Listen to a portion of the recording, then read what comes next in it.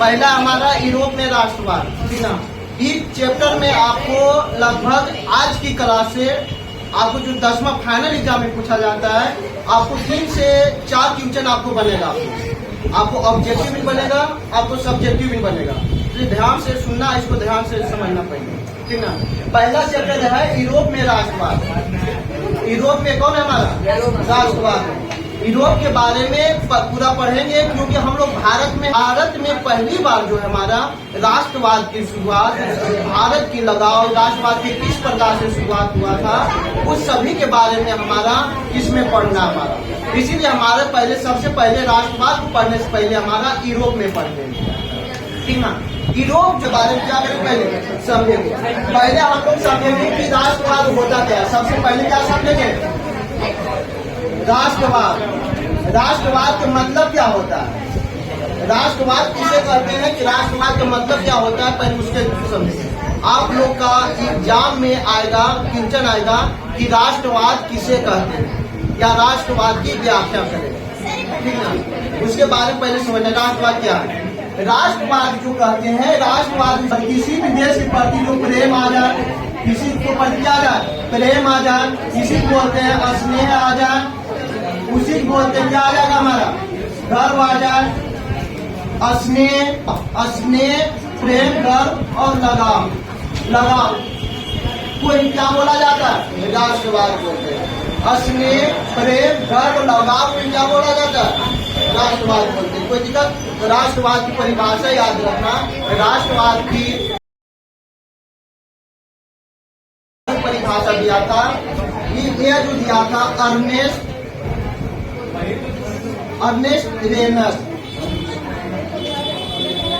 Ernest रेनर ने पहली बार हमारा राष्ट्रवाद को परिभाषा दिया था। तो राष्ट्रवाद को पहली बार परिभाषा किसने दिया था हमारा? अर्नेस्ट रेनर ने। किसने दिया था हमारा? अर्नेस्ट रेनर ने दिया था। कोई दिक्कत?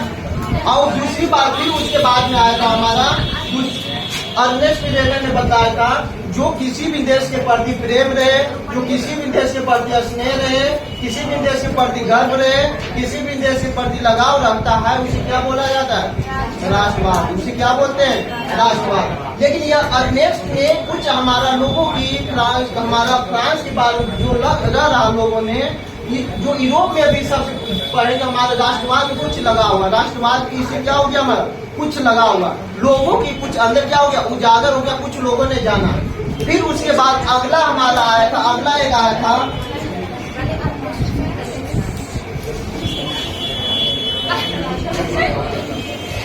सेसल पियन। एक अगला आया था हमारा सेसल पियन। अगला कौन आया था? सेसल पियन ने। ये भी हमारा राष्ट्रवाद का कुछ डिफिनेशन दिया, राष्ट्रवाद के बारे में कुछ परिभाषा दिया था। सेसल पियन ने ये भी हमारा राष्ट्रवाद को परिभाषा दिया था। ये परिभाषा कैसे दिया था? ये परिभाषा दिया था 2 प्रकार से दिया था। परिभाषा कितने प्रकार से दिया था? 2 प्रकार से। पहला इन्होंने क्या किया था? तिरंगा बनाया। तिरंगा क्या बनाया था? तिरंगा क्या बनाया था इन्होंने? तिरंगा। सबसे ये जो दिया था चित्र के अनुसार से दिया था। किसके अनुसार से दिया था? चित्र के अनुसार से, अपना देश के प्रति गर्व के प्रति, लगाव के प्रति।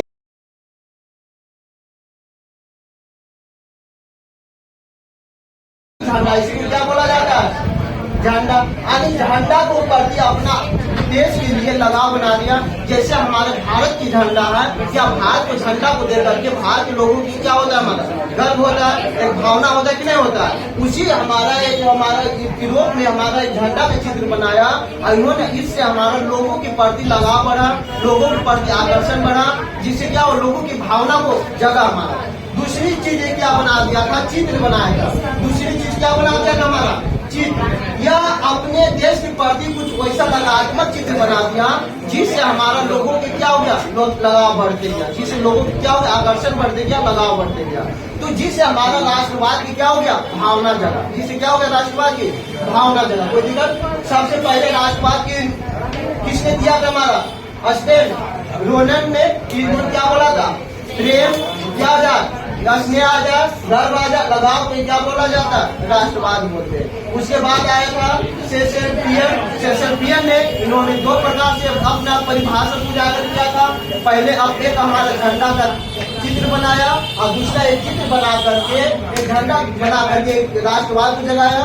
दूसरा हमारा चित्र के प्रति क्या हो गया, राष्ट्रवाद को जगाया। हमारा देश की प्रति में देश के अंदर कुछ लगाव बढ़ते चला गया। देश के अंदर क्या हो गया, लगाव बढ़े। देखो जब हमारा भारत के अंदर झंडा है, भारत के झंडा के साथ कोई अगर खिलवाड़ करेगा, क्या उसको छोड़ दीजिएगा? कोई भी देगा, क्योंकि भारत की झंडा के साथ इतना लगाव हो गया है कि अपने झंडा के प्रति क्या करता है, लोगों के आकर्षण करता है, लोगों की भावना को जगाता है। उसी प्रकार से जब लोगों की भावना जगना शुरू हो गया तो हमारा यूरोप में भी देश था हमारा फ्रांस। यूरोप में भी कौन सा देश था, फ्रांस। फ्रांस में क्या हो गया, पूरे तरीका से वहाँ के लोगों के उजागर हो गया, यानी सभी लोग वहाँ जनता को क्या हो गया, जब यह सभी लोगों की मालूम हो गया कि हमारा यहाँ किसी प्रकार के होते थे, राजा होते थे। उस राजा के नाम था लुई 14वां। एक राजा था हमारा, लुई कौन था, आया था 14वां। रोमन में इसलिए खाता है लुई 14वां। एक राजा कौन था हमारा, लुई 14वां। लुई 14वां एक राजा था जिन्होंने पूरे तरीका से बदमाश था। जितना भी राजा था ने सब पूरा क्या था, हमारा बदमाश था। तो लुई 14वां ने हमारा फ्रांस में क्या हो गया, एक क्रांतिकारी होगा। इन्होंने पूरे तरीका से एक शासक था, इन्होंने क्या था, एक शासक था। इन्होंने जनता के साथ में पूरे तरीका से बर्ताव कर, पूरे तरीका भेदभाव करता था। जब लुई 14वां की उसको क्या किया, राजा से हटा दिया। राजा से हटाने के बाद में लुई 14वां के बाद में आ गया लुई 15वां। कौन आ गया हमारा, लुई 15वां। लुई 15वां जब आया, ये भी हमारा पूरे तरीका से ये भी पूरा खतरनाक शासक था। ये भी शासक क्या था, जनता के प्रति पूरे तरीका से भावना को भर रहा था। इन्होंने ऐसा था लुई 14वां ने कि भारत के साथ में बहुत प्रकार से भेदभाव करता, जनता के साथ में क्या करता था, भेदभाव करता था। जब हमारा लुई 16वां आया तो ये भी पूरे तरीका से क्या था, हमारा ये भी बदमाशी था। जब इसको हटने के बाद में एक राजा आया लुई 16वां। एक राजा कौन आ गया हमारा, लुई 16वां। अब यहाँ से कहानी में कुछ बदलाव आया। लुई 16वां से कहानी में कुछ क्या गया, बदलाव आ गया। जितना भी राजा जो था, एक क्या था हमारा, निरंकुश था। एक कैसा था हमारा, निरंकुश। निरंकुश मतलब समझता क्या होता है, निरंकुश बोलते हैं। निरंकुश किसे बोलते हैं, निरंकुश उसे बोलते हैं वैसा राजा, वैसा शासन जिस पर किसी प्रकार के अंकुश न लगाया जाए, जिस पर किसी प्रकार की भावना न किया जाए, जिसका कोई विरोध न किया जाए, वैसे शासन को बोला जाता है निरंकुश शासन। वैसे शासन को क्या बोलते हैं, निरंकुश शासन बोलते हैं। कोई याद रहेगा ना। तो जितना भी राजा था सब क्या था हमारा, निरंकुश। यानी लुई 16वां ने बोला था हमारा, लुई भी दिया था हमारा लुई 14वां था। एक नारा दिया था, ये बोला था, मैं ही देश हूँ, मैं ही राज हूँ, मैं ही राज हूँ, मैं ही राज हूँ, और मेरा देश और मेरा शब्द ही कानून है, मेरा शब्द ही कानून है, मेरा शब्द ही क्या हमारा कानून है। तो हमारा लुई 14वां ने एक नारा दिया था, क्या दिया था, मैं ही राज हूँ और मेरा शब्द ही क्या हमारा कानून है। ये चीजें पूछता एग्जाम में कि मैं ही राज हूँ और मेरा शब्द ही कानून है। किसने दिया था हमारा, लुई 14वां ने दिया था। किसने दिया था, लुई 14वां। ये देखिए था लुई 14वां ये पहला से शुरू हुआ था। लुई 1वां आया, फिर दूसरा आया, लुई तीसरा आया, लुई 14 आया। उसी प्रकार से लुई कौन आ गया हमारा, 16 आ गया। लुई कौन आ गया, 16। और जितने भी राजा था सबके सब कैसा था, निरंकुश था। सबके सब कैसा था हमारा, निरंकुश शासक। ये आया था 1789 में। कब आया था हमारा, 1789। लुई 16वां ने हमारा फ्रांस की राजा कब बना था, लुई 1789 से बना था।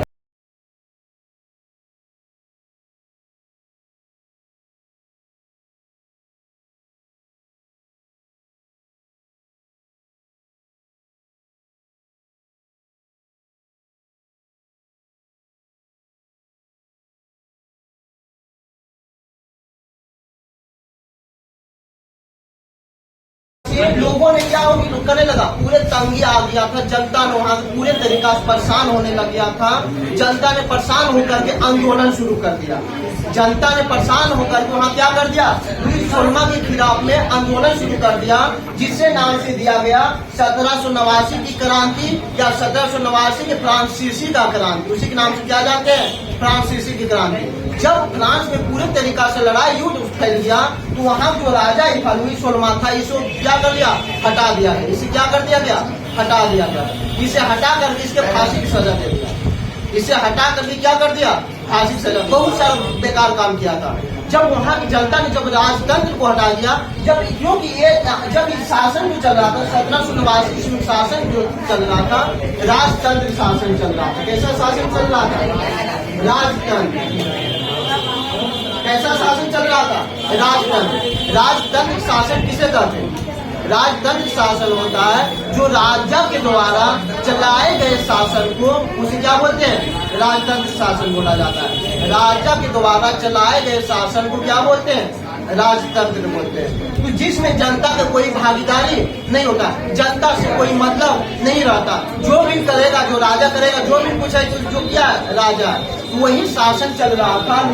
1789 में क्या हो गया, वहाँ क्रांति फैला था, 1789 क्रांति फैला था, उसी के नाम से क्या दिया गया, 1789 क्रांति। उसी क्या नाम से दिया गया, 1789 क्रांति। जब यह राजा को हट गया, वहाँ के लोगों ने आसपास की क्या बोला, ये जो राजा हट गया, यहाँ पे कुछ क्या बनाया जाए, कुछ कानून बनाया जाए, हमारे देश को चलाने के लिए कुछ न कुछ क्या होगा, कानून बनेगा। एक तो राजा तो अपना मनमानी कर ही रहा था, इस प्रकार से मनमानी के रोकने के लिए इन्होंने क्या बना दिया, एक कानून बना दिया, और जिसको नाम दिया गया संविधान। जिसका नाम क्या दिया गया, संविधान। तो पहली बार हमारा फ्रांस में संविधान की गठन कब हुआ था, 1789 की क्रांति के बाद हुआ था। 1789 की क्रांति के बाद, और 1789 में फ्रांस के राजा कौन से मारा, लुईस सोलमा थे। कौन से मारा, लुईस सोलमा। जब यह संविधान बनाया गया, इसमें बहुत सारा प्रकार की व्याख्या दर्शाया गया।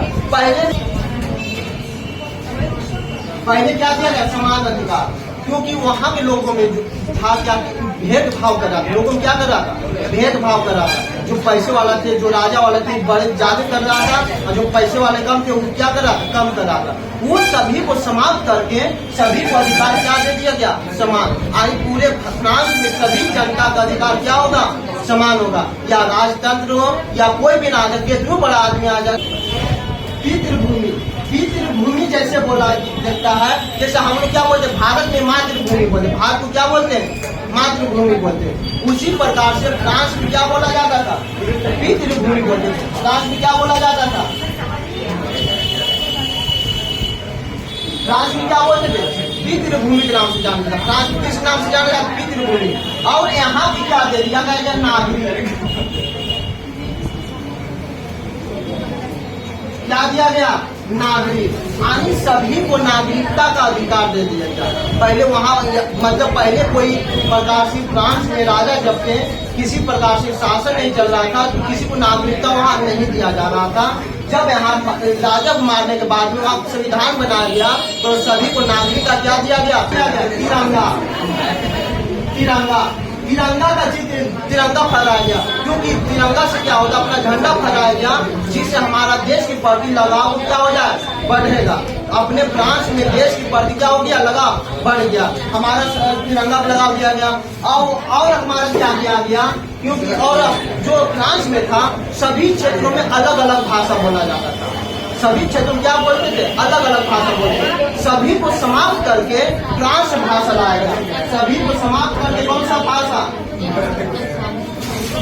फ्रांस भाषा। यानी फ्रांस को क्या बना दिया गया, क्या कौन सा क्या बोलते हैं, फ्रेंच भाषा। इसी को क्या बोलते हैं, फ्रेंच भाषा या फ्रांस भाषा, इसी को बोलते हैं भी फ्रेंच। कौन सा बोलते हैं, फ्रेंच में बोला जाता है, याद रखना। तो फ्रेंच भाषा की शुरुआत कब हुआ था, हमारा 1789 के बाद से, 1789 के बाद से। और क्या था, हमारे फ्रांस में बहुत सारे प्रकार की, जब अगल बगल राज्य में जब जाते थे, तो अगल बगल से टैक्स वगैरह लिया जाता था। अगल बगल से क्या लेते थे, टैक्स वगैरह लिया जाता था। जैसे मान लीजिए हमारा बिहार है, बिहार में अलग टैक्स लिया जाएगा, बिहार से जाएगा यहाँ पर झारखंड में जाएगा, झारखंड से अलग टैक्स लेंगे। हमारे क्या दूसरे राज्य में जाएंगे तो अलग टैक्स लेंगे, भूटान में जाएंगे तो अलग टैक्स लेंगे। सभी राज्यों में अलग अलग प्रकार की क्या लिया जाता था, टैक्स लिया जाता था। वो टैक्स को समाप्त करके वहाँ के जब संविधान बन रहा था सभी टैक्स को क्या कर दिया, समाप्त कर दिया। यहाँ पर टैक्स को क्या कर दिया, समाप्त, टैक्स को क्या कर दिया, पूरे तरीका से समाप्त कर दिया। तो यहाँ संविधान लागू होने के बाद में यह 3 कारणों के पूरे तरीका, इतना कारणों के पूरा किया गया। पहला हमारा क्या, समान का अधिकार दिया गया। दूसरा कारण क्या, पितृभूमि दिया गया, नागरिकता दिया गया। तीसरा वहाँ की नागरिकता दिया गया। और हमारे वहाँ क्या दिया, तिरंगा फहराया गया। और हमारे क्या, फ्रेंच भाषा का अधिकार दिया गया। पूरे सभी भाषा को समाप्त करके फ्रेंच भाषा दिया गया, पूरे भाषा को समाप्त करके फ्रेंच भाषा दिया गया। कोई दिक्कत। उसके बाद वहाँ सभी राज्यों में एक राज्य से दूसरे राज्य में जाते थे तो वहाँ पर टैक्स लिया जाता था। एक राज्य से दूसरे राज्य में जाते थे टैक्स लिया जाता था, वह टैक्स को क्या कर दिया गया, समाप्त कर दिया गया। जिसके कारण से फ्रांस में पूरे तरीका से राजतंत्र जो चल रहा था, राजतंत्र जो शासन चल रहा था समाप्त करके वहाँ पर चला गया क्या, जनतंत्र कानून लगा गया। कौन सा, लोकतंत्र। वहाँ पर कानून आ गया था, लोकतंत्र कानून आ गया था। जब यह फ्रांस था, ये जो फ्रांस था हमारा, फ्रांस के अगल बगल देश में और सारा हमारा देश सटा हुआ था। जब फ्रांस में पूरे तरीका से राजतंत्र लोकतंत्र चलने लग गया तो यहाँ लोगों ने बहुत अच्छा तरीका से विकसित करने लग गया। जब फ्रांस वाला सोचा कि जो कि अगल बगल में भी हमारा राजतंत्र शासन चल रहा था, अगल बगल में भी राजा रह रहा था, जब इस सब को लगा कि इस सब जाकर इन लोग के भी क्या किया जाए, सहायता किया जाए, इन लोग की क्या किया जाए, मदद किया जाए और यहाँ पर भी हमारा लोकतंत्र लागू किया जाए। जब फ्रांस वाला लोगों ने इस सबको मदद करने दिया तो मदद करने के समय ये फ्रांस ने अपने खुद ही बर्बाद हो गया। जब ये किया दूसरा को मदद करने के लिए, अब फ्रांस क्या हो गया, खुद ही बर्बाद हो गया। क्योंकि दूसरा को ज्यादा मदद करने से क्या होता है, खुद ही बर्बाद होता है। कभी दूसरे पर मदद नहीं करना चाहिए। उसी प्रकार से हो गया फ्रांस में जब मदद करने गया तो दूसरे देशों के साथ फ्रांस खुद ही बर्बाद होने के बाद में यहाँ पर फिर से हमारा राजतंत्र शासन आ गया। और फिर से यहाँ क्या हो गया, राजा बन गया हमारा। जब यहाँ पर 2 प्रकार के शासन आ गया हमारा, जैसे हमारा जो मस्जिद में रहता है उसको क्या बोला जाता है, मौलाना। उसी प्रकार से चर्च में रहता है, चर्च में रहता है उसको क्या बोला जाता है। फ्रांस में क्या कर दिया, वह प्रकार से पादरी एक पद था जो चर्च में जो लोग रहते थे वो वहाँ को जो बोला जाता, चर्च की जो हेड रहता था उसे बोलते थे पादरी। उसे क्या बोला जाता है, पादरी। तो फ्रांस में वहाँ चलने लग गया, पादरी पद को स्थापना कर दिया। कौन सा आ गया, राजा आ गया, पादरी का शासन चलने लग गया था। जब पादरी को शासन चलने लग गया था तो वहाँ पे फिर से लोगों ने फिर से ये सब को क्या कर दिया, खत्म कर दिया था। ये सब लोगों ने क्या कर दिया, राजतंत्र लाया था, इन लोगों ने सबसे सामाजिकता संविधान बनाया था, कानून बनाया था, सभी कानून को क्या कर दिया, समाप्त कर दिया। अब फिर से वहाँ कौन सा राजा आ गया, पादरी शासन चलने लग गया। जब पादरी शासन चलने लग गया फिर से इन लोग ने अपना कानून लगाना शुरू कर दिया, फिर से अपना राजा बनाना शुरू कर दिया। फिर से हमारा फ्रांस में भी क्या हो गया, राजतंत्र शुरू हो गया। एक थे हमारा नेपोलियन बोनापार्ट, एक था हमारा राजा थे हमारा जो फ्रांस के ही थे लेकिन वह बाहर में जाकर के काम कर रहे थे। उनके नाम थे हमारा नेपोलियन बोनापार्ट था। उनका नाम क्या था हमारा, नेपोलियन बोनापार्ट। समझ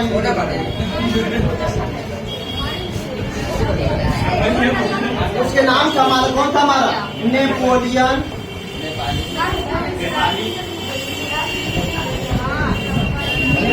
बोनापार्ट। वहाँ कौन था हमारा, नेपोलियन बोनापार्ट था। एक राजा था हमारा नेपोलियन बोनापार्ट। नेपोलियन बोनापार्ट कहाँ के रहने वाले थे, फ्रांस से। कहाँ के रहने वाले थे, फ्रांस से। लेकिन जब फ्रांस से बाहर में रह करके इन्होंने बहुत सारा अपना क्रांतिकारी किया था। जैसे बताया कि महात्मा गांधी ने भी हमारा दक्षिण अफ्रीका में जाकर के क्या किया था, अपना देश के लिए बहुत सारी लड़ाई लड़ा था। इसी प्रकार से नेपोलियन बोनापार्ट ने फ्रांस से बाहर रह करके इन्होंने बहुत सारा क्रांति लड़ा था। इस नेपोलियन बोनापार्ट ने 39 युद्ध को जीत लिया था। इतना पूरे शासक था, इन्होंने 39 युद्ध को क्या कर लिया था, जीत लिया था। जब इन्होंने फ्रांस के बारे में पता चला, फ्रांस के लोगों के बारे में पता चला, तो फ्रांस ने, नेपोलियन ने कहाँ आ गया? फ्रांस में आ गया था। नेपोलियन कहाँ गया हमारा? फ्रांस में।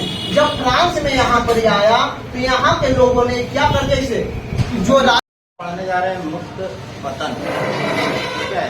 मुक्त पतन हम लोग कहते हैं। मुक्त पतन जो है कहा जाता है कि जब किसी ऊंचाई से कोई वस्तु को गिराया जाता है तो वह वस्तु पृथ्वी की ओर आकर्षित है। ये चीज हमें पता है, ठीक है। कि कोई वस्तु को जब हम लोग किसी ऊंचाई से जब हम गिराते हैं ऊपर से, तो हम लोग जानते हैं कि वह हमेशा पृथ्वी के नीचे की ओर आकर्षित होती है। इसकी चर्चा हम लोग पूरा चैप्टर में ही चर्चा चल रहा है कि कोई भी वस्तु को हम गिराते हैं तो हमेशा कहाँ गिरता है? पृथ्वी पर। लेकिन कहता है कि जब एक पंखा ले लिया जाए, ठीक है, एक फैन ले लिया जाए और एक पत्थर का टुकड़ा ले लिया जाए, ठीक है, एक पत्थर का टुकड़ा ले लिया जाए, नहीं, अगर दोनों को एक साथ अगर गिराया जाए, दोनों को एक साथ अगर गिराया जाता है तो कहता है कि पंखा बाद में गिरता है, पत्थर का टुकड़ा पहले गिर जाता है, ठीक है। और ऐसा हमें देखने के लिए भी मिलता है। जैसे मान के चलो एक प्लास्टिक ले लो, कभी कभी देखते हैं आंधी तूफान आती है तो प्लास्टिक ऊपर में उड़ते रहता है, ठीक है। जितना प्लास्टिक का द्रव्यमान उतना ही द्रव्यमान का अगर हम कोई लोहे का कील ले, ठीक है, उतना ही द्रव्यमान, उतना ही वजन, ठीक है। अगर लोहे का कील हम ले लें, अगर उस दोनों को साथ में अगर हम छोड़ते हैं तो देखेंगे लोहे का कील पहले गिर जाएगा और प्लास्टिक ऊपर में उड़ते रहेगा, नहीं, प्लास्टिक ऊपर में उड़ते रहेगा। तो इसका कारण क्या है? ठीक है ना, इसका क्या कारण? कहता है इसका जो है अनुमान सबसे पहले जो है ना, कहता है कि गैलीलियो ने, ठीक है, कहता है गैलीलियो ने 3 अलग अलग द्रव्यमान के लोहे का कील लिया। गैलीलियो, इसके पहले हम पढ़े थे कि गैलीलियो एक वैज्ञानिक था, ठीक है, और उसने क्या किए, लोहे का जो है क्या किए, एक अलग अलग द्रव्यमान के लोहे का एक कील लिया और तीनों कील को क्या किए, वो पीस दिए। क्या किए? पीस दिए, मैंने चूर्णित कर दिए, नहीं, क्या किए? चूर्णित कर दिए, ठीक है, काट उठ के जिसे भी है उसको चूर्णित कर। कहता है चूर्णित करने पर जब उसको किसी मीनार से अगर गिराया गया तो गिराने के बाद जो है उन्होंने पाया कि तीनों गेंद जो है पृथ्वी की सतह पर जो है एक ही समय में पहुंचे। गैलीलियो ने पाया कि तीनों का द्रव्यमान अलग अलग था, लेकिन तीनों को जब साथ में गिराया तो तीनों एक साथ गिरा। इसका कारण क्या हुआ? इसका कारण ये हुआ कि यहाँ से गैलीलियो ने पता किया कि इससे निष्कर्ष निकला कि हवा का जो दबाव है वो नग्न है, उन्हें कुछ नहीं होना चाहिए। जहाँ पर हवा का दबाव अगर नग्न होता है तो वहाँ पर अलग अलग द्रव्यमान की भी वस्तु जो है एक साथ क्या होगा? गिरेगा। एक साथ क्या होगा? गिरेगा। तो ही कहता है कि वस्तु पृथ्वी की ओर केवल गुरुत्व बल के कारण गिरती है। माने कोई वस्तु को अगर हम गिरा रहे हैं, अगर पृथ्वी की ओर वो गिर रही है तो वो केवल गुरुत्व बल के कारण। कहता है यह घटना मुक्त पतन कहलाती है। यह घटना क्या कहलाती है? मुक्त पतन कहलाती है। यहाँ से हमें क्या समझ में आया? यहाँ से हमें ये समझ में आया कि हमारे पास ये पेन है ना, ये मार्कर है, ये पेन है, ये डस्टर है, ठीक है। तीनों का वजन अलग अलग है, लेकिन जब यहाँ हम तीनों को गिराते हैं तो तीनों आगे पीछे गिरेगा, ठीक है ना। तीनों क्या होगा? आगे पीछे। लेकिन यही प्रयोग में क्या किए? गैलीलियो ने 3 अलग अलग द्रव्यमान की वस्तुएं ली और तीनों वस्तुओं को वो क्या किए? एक आकृति में ढाल दिए। ठीक है, जैसे लोहा के कील लिए, लोहा का क्या लिए, कील, और उस कील को पीट पीट करके एक आकृति में बना दिया। तीनों का वजन अलग है, तीनों का वजन अलग अलग। तीनों को जब एक साथ हम गिराते हैं तो गिराने के दौरान में तीनों देखा गया है कि एक साथ पृथ्वी पर गिरा नहीं।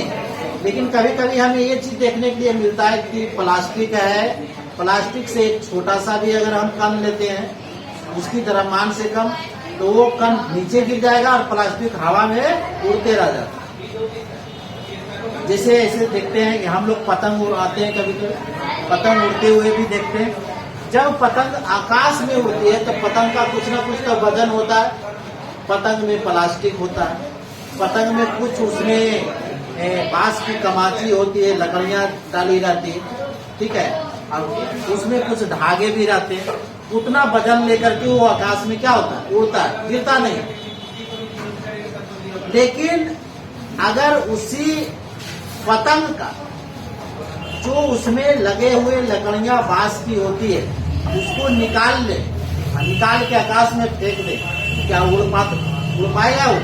नहीं, वो गिर जाए। तो बोलो, उस पतंग से वो हल्का था, पतंग भारी था, तब पर भी पतंग आकाश में उड़ रहा था, लेकिन उसकी लकड़ियां उससे हल्की, लेकिन वो आसानी से पृथ्वी पर गिर। इसका कारण क्या हुआ?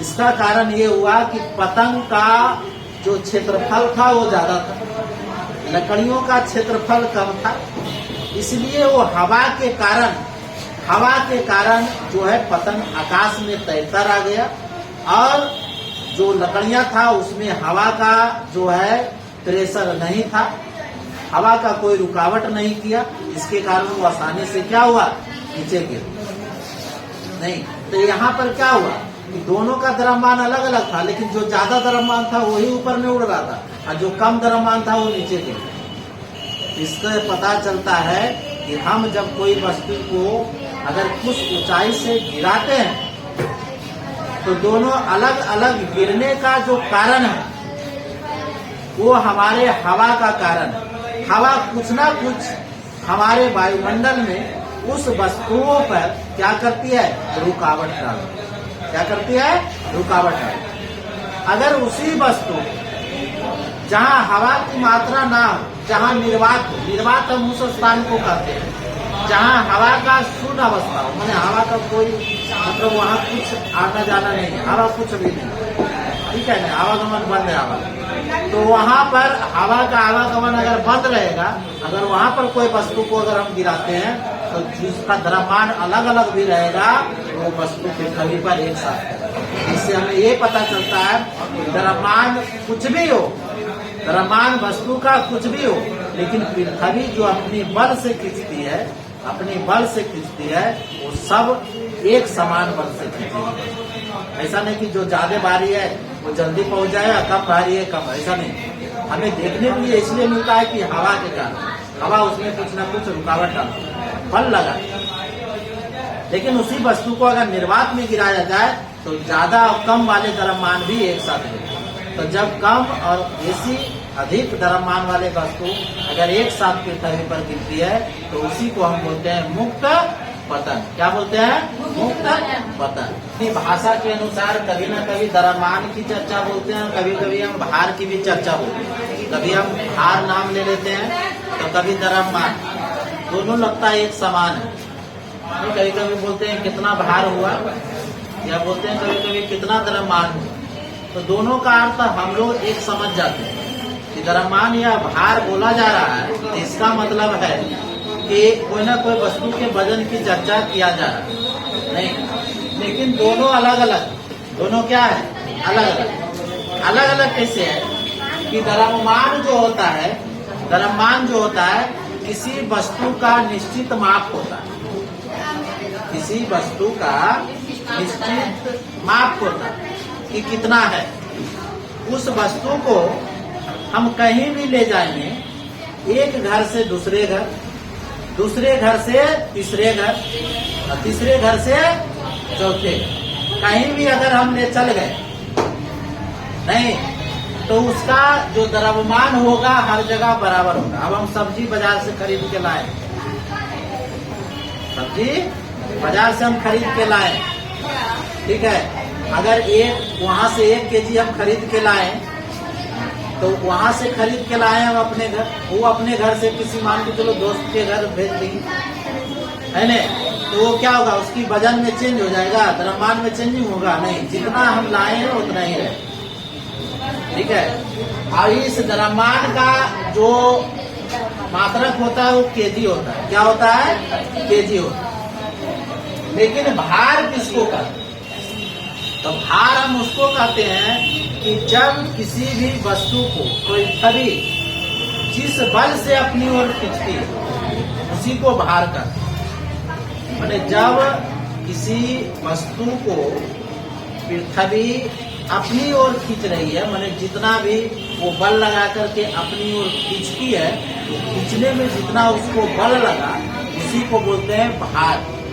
जैसे हम ये वस्तु हम टांगे हुए, तो ये क्या कर रहा है, पृथ्वी नीचे खींच रहा है, तो नहीं कोई वस्तु को उठाएंगे लगे ज्यादा भारी लग रहा है तो नहीं जाए, तो ये पृथ्वी खींच रही है, तो इसको बोलेंगे भार। और इसको जब हम मापेंगे, केजी रख देंगे, इसे मापेंगे तो कहेंगे 1 केजी तो है था, लेकिन कहीं लगेगा ये बहुत कस के खींच रहा है, नहीं, ये पृथ्वी जब खींच रहे तो उसको भार बोलेंगे। और इसको जब हम किसी फिक्स मापन करेंगे तो ये हो गया द्रव्यमान, ठीक है, तो दोनों अलग है। इसका द्रव्यमान का मात्रक केजी होता है, लेकिन भार का मात्रक न्यूटन होता है, क्या होता है, न्यूटन।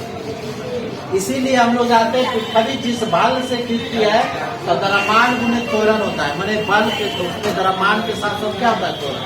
लेकिन पृथ्वी जब इसमें बल लगा तो द्रव्यमान के साथ साथ क्या करती है, गुरुत्वीय त्वरण लगाता है, इसलिए F बराबर क्या बोलते हैं वहाँ, mg, मैंने भार का जो मात्रक हो गया, भार जिस बल से खींचती है वहाँ पर हमेशा किस बल से खींचती है, mg बल से खींचती है, मैंने m और g लग जाता है, क्योंकि वहाँ गुरुत्वीय त्वरण लगता है, ठीक है, वहाँ क्या लगता है, गुरुत्वीय त्वरण लगता है, ठीक है।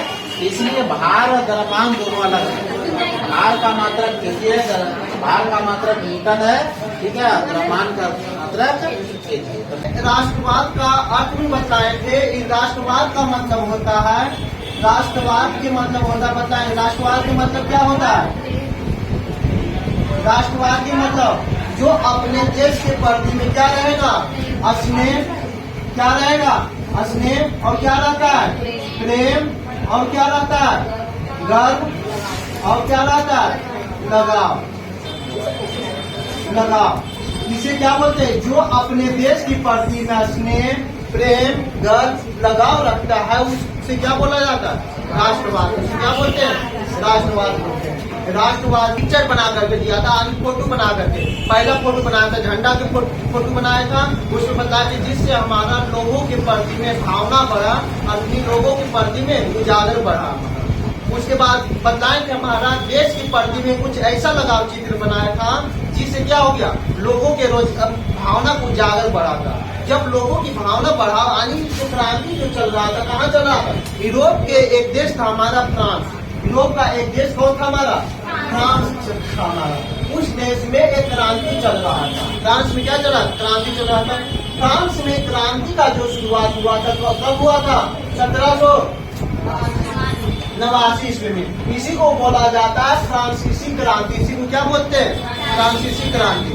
और इसी बोला जाता है 1789 की क्रांति, इसे क्या बोलते हैं, 1789 की क्रांति बोलते हैं। कोई दिक्कत, इसमें क्रांति होने के पहले कारण बतलाए थे। उसके पहले हमारा बहुत सारे राज्य आए थे, लुई 16वां थे, लेकिन लुई 16वां के पहले हमारा लुई पहला आया था, लुई दूसरा आया था, लुई तीसरा आया था, लुई चौथा आया था। उसी प्रकार से कितने शासक आया था, लुई 16 आया था। उसमें भी बताए थे लुई 14 आया था, लुई कौन आया था, 14, लुई 14 आया था। उसने एक कानून बनाया था, कौन बनाया, क्या दिया था कानून, कि मेरा शब्द ही क्या, मैं ही देश हुआ, मेरा शब्द क्या है, कानून है, मैं ही देश हुआ, मेरा शब्द ही कानून है। किसने बोला था, हमारा लुई 16 था, 14 कौन था हमारा, लुई 14। उसके बाद आया था लुई 15, उसके बाद कौन आया था हमारा, लुई 16 आया था, लुई, उसके बाद कौन सा आया था, लुई 16 आया था, लुई 16 आया था। यहाँ पर कुछ यहाँ से कुछ हमारा बदलाव हो गया, फ्रांस में यहाँ से कुछ क्या होने लग गया, बदलाव होने लग गया। यहाँ से उसके पहले कोई कारण नहीं था। जो लुई फ्रांसीसी क्रांति हुआ था, लुई 1616 आया था। यह एक जो शासक था निरंकुश शासक था। कैसा शासक था? निरंकुश। निरंकुश किसे कहते हैं? जिस पे किसी प्रकार के अंकुश न लगाया जाए, जिसका कोई विरोध न किया जाता है, उसे क्या बोलते हैं? निरंकुश शासक बोलते हैं। लेकिन एग्जाम में पूछता है, याद रखना, निरंकुश का परिभाषा दीजिए या निरंकुश का विक्षेपण करें। याद रखना, निरंकुश बोलते हैं वो ऐसा शासन जिस पर किसी प्रकार के अंकुश न लगाया जाए, जिस पर किसी प्रकार के कानून विरोध न किया जाए, उसे क्या बोलते हैं? निरंकुश शासन बोलते हैं। जब यह लुई 16वां था, निरंकुश शासन था, यह जनता के प्रति में पूरे तरीका से भेदभाव करता था और पूरे तरीका से गलत व्यवहार करता था। यानी जनता को कोई मतलब वगैरह नहीं रखता था, जिसके कारण से लुई 16 फ्रांस के जिस कारण से फ्रांस के लोगों ने इससे परेशान होकर के, इसे पूरे तरीका से व्यवस्थित होकर के इस पर आंदोलन लगा, इस पर युद्ध कर दिया। इसमें क्या कर दिया? युद्ध, यानी लड़ाई कर दिया। लड़ाई कर दिया, उसी युद्ध को बोला जाता है फ्रांसीसी क्रांति या 1789 की क्रांति। फ्रांसीसी क्रांति हुआ था लुई 16वां के समय हुआ था। लुई 16वां के समय और फ्रांस की जो जनता था उनके बीच में क्या हुआ था? युद्ध हुआ था। जब लुई 16वां की इसको क्या दे दिया था? फांसी दे दिया था। इसको क्या दे दिया था? फांसी। फांसी देने के बाद फ्रांस के जो लोग था यहाँ पे क्या बनाया था? एक कानून, एक संविधान बनाया था। क्या बनाया था? कानून और संविधान। तो कानून में भी बतलाया था, हमारा क्या क्या कानून बतलाया था? अपने क्या आयात निर्यात शुल्क को खत्म कर दिया था। और क्या क्या था हमारा? अपने सभी को आजादी का, सभी का स्वतंत्रता दे दिया था और सभी को लिए हमारे देश की आजादी को भावना जगा दिया था। अपने सभी प्रकार की जैसे टैक्स को भी समाप्त कर दिया। टैक्स हर एक राज्य में, फ्रांस अलग अलग राज्य में जाते थे वहाँ टैक्स लिया जाता था, तो टैक्स को क्या कर दिया था? खत्म कर दिया था। इस सब बदला दिए जहाँ तक। अब आगे देखिएगा नेपोलियन बोनापार्ट। जब हमारा ये जब 1789 की क्रांति जब चल रहा था, ये समय हमारा भाषण दिया गया था, ये समय नारा दिया गया था। नारा जो दिया था, हमारा नारा जो दिया गया था, क्या दिया था? स्वतंत्रता, समानता, बंधुता। बंधुता समझिएगा, ये चीजें पूछता है। स्वतंत्रता, समानता, बंधुता की नारा कब दिया गया था? 1789 ईस्वी के फ्रांसीसी क्रांति के समय में। 1789 ईस्वी फ्रांसीसी के क्रांति के समय में। इसका मतलब स्वतंत्रता के मतलब होता है कि हम सभी लोग क्या है? आजाद है। हम सभी लोग क्या है? स्वतंत्र है, आजाद है। समानता का मतलब होता है सभी के कानून क्या होना चाहिए? समान होना। सभी का अधिकार क्या होता है? समानता होता है। बंधुता मतलब होता है हम लोग सब क्या आपस में भाईचारा है, हम लोग आपस में क्या है? भाईचारा। उसी क्या बोलता है? बंधुता बोलता है। तो समानता, स्वतंत्रता, समानता, बंधुता की नारा कब दिया गया था? 1789 ईस्वी के फ्रांसीसी क्रांति। कोई दिक्कत? जब हो रहा था तो यहाँ पर से ये भी बताए थे, जब यह फ्रांस में शुरू हुआ था, फ्रांस में शुरू होने के बाद फ्रांस के लोगों ने अगल बगल में भी मदद करने के लिए सोचा, मदद करने की कोशिश किया, क्योंकि यहाँ पर अभी राजतंत्र शासन चल रहा था। राजतंत्र शासन हटा करके लोकतंत्र कानून लाना चाहता था। जब फ्रांस वाला लोगों ने मदद करने किया था तो फ्रांस खुद ही क्या हो गया? बर्बाद हो गया, पूरी तरीके से क्या हो गया? खत्म हो गया था। जब उसी समय से हमारे उसके बाद कुछ समय के बाद फिर से आज जो शासन पहले जो चल रहा था वही शासन फिर से लागू कर दिया, वही शासन फिर से चला, फिर से राजतंत्र शासन चलने लगा था। जब उसके बाद में 1789 के बाद में कौन सा राजतंत्र शासन आ गया था? पादरी शासन। कौन सा शासन आ गया था? पादरी शासन। बताया जाए ना, पादरी शासन का अधिकार हो गया था। जब पादरी शासन का अधिकार हो गया था, अपने आप में फिर वो क्या कर लिया? राजतंत्र बना ले, अपने आप को राजा घोषित कर। पादरी लोग जो था अपने आप को क्या कर दिया? राजा घोषित कर दिया था। तब उसके बाद में एक व्यक्ति था हमारा नेपोलियन बोनापार्ट। एक व्यक्ति था, यहाँ समझना, नेपोलियन बोनापार्ट। यहाँ तक बतला दिए थे आपको, समझिए क्या होता है। नेपोलियन बोनापार्ट एक क्रांतिकारी शासक था, क्रांतिकारी राजा था। ये जो फ्रांस में आया था, हमारा फ्रांस में रिटर्न आया था, ये जो आया था 1799 में।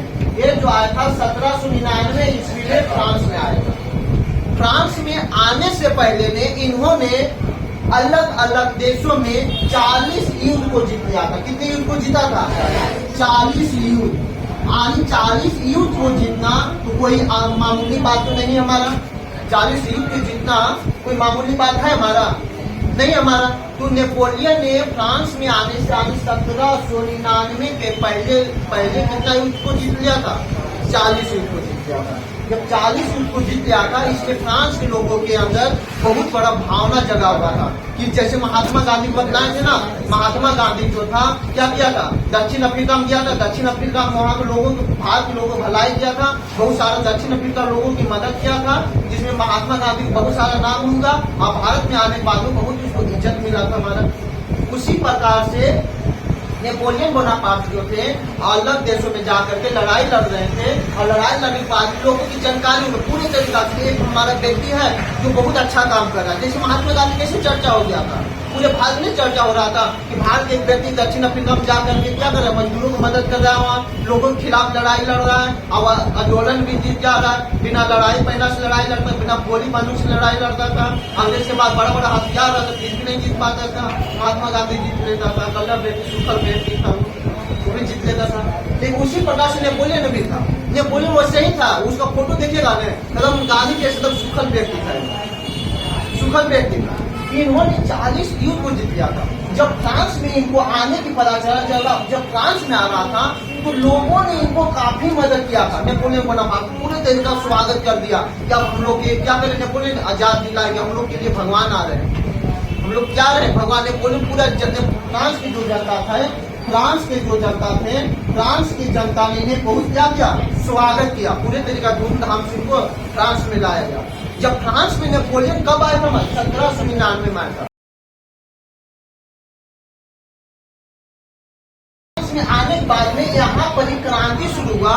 क्रांति शुरू होने के बाद में पादरी वर्ग को समाप्त कर दिया, क्योंकि पादरी शासन चल रहा था हमारा। पता है पादरी शासन किसे बोलते हैं? जो चर्च के जो हेड रहता है उसे क्या बोलता है? पादरी बोलता है। उन्हीं लोग फ्रांस में शासन कर रहा था हमारा।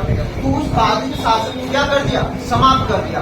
समाप्त करने के बाद में नेपोलियन बोनापार्ट जो थे, यहाँ बहुत सारा प्रकार की आंदोलन चला, बहुत सारे प्रकार की कानून बना दिया। क्या था पहले वहाँ क्या था? राजतंत्र जैसा शासन चल रहा था, राजतंत्र शासन चल रहा था ना, राजतंत्र शासन। पता है ना वहाँ कैसे शासन चल रहा था? राजतंत्र शासन। तो राजतंत्र शासन को क्या कर दिया? वहाँ समाप्त कर दिया। राजतंत्र शासन को क्या कर दिया? समाप्त। राजतंत्र शासन किसे कहते हैं? बताइए, राजतंत्र शासन किसे कहते हैं? जो राजा के द्वारा चलाए गए शासन को क्या बोलते हैं? राजतंत्र शासन। उसमें जनता की कोई भागीदारी नहीं होता, क्या बोलते हैं? राजतंत्र शासन। तो नेपोलियन बोनापार्ट ने राजतंत्र शासन को क्या कर दिया? समाप्त कर दिया। नेपोलियन फ्रांस में क्या किया? नेपोलियन संहिता लाया। नेपोलियन संहिता समझना। उसके बाद क्या लाया? नेपोलियन संहिता। इसी बोला जाता है नेपोलियन कोड। उसका एग्जाम है, हमेशा याद रखना। नेपोलियन कोड इसी बोला जाता है नेपोलियन कानून। इसे क्या बोलते हैं? नेपोलियन कानून। नेपोलियन संहिता, नेपोलियन कोड या नेपोलियन कानून। नेपोलियन संहिता कब से लागू हुआ था? 1799 के बाद से। 1799 के बाद। क्यों 1799 में किया था? तो आधे समय कुछ समय युद्ध लड़ेगा, लोगों से लड़े तभी कानून बनाएगा। जैसे भारत में कानून बना था, पहले अंग्रेजों को भगा दिया था तभी कानून बना था हमारा। यही नहीं कि अंग्रेज बना था कानून बना था, बनने देता हम लोग जुड़े नहीं बनने देता। अंग्रेज बोले उसने क्या कर दिया? उसको खत्म कर दिया हमारा। तो पादरी वर्ग को समाप्त करने के बाद में नेपोलियन संहिता ने वहाँ के संविधान कानून बना दिया। पहले राजतंत्र को समाप्त कर दिया, पहले राजतंत्र को समाप्त किया तो राजा के शासन खत्म। सबका अधिकार किसके पास में चल गया? जनता के हाथ में चल गया। सबका अधिकार किसके हाथ में? जनता। जैसे मान लीजिए भारत में हमारा कानून अगर संविधान नहीं मिला था तो कोई भी राज्य करता, जिसको मन में आता जो करता। लेकिन कानून है तब ना हमारे नेता लोग क्या करते? सब तरीके से काम करता है। क्या ला दिया था नेपोलियन ने कि सभी के लिए कानून जो है,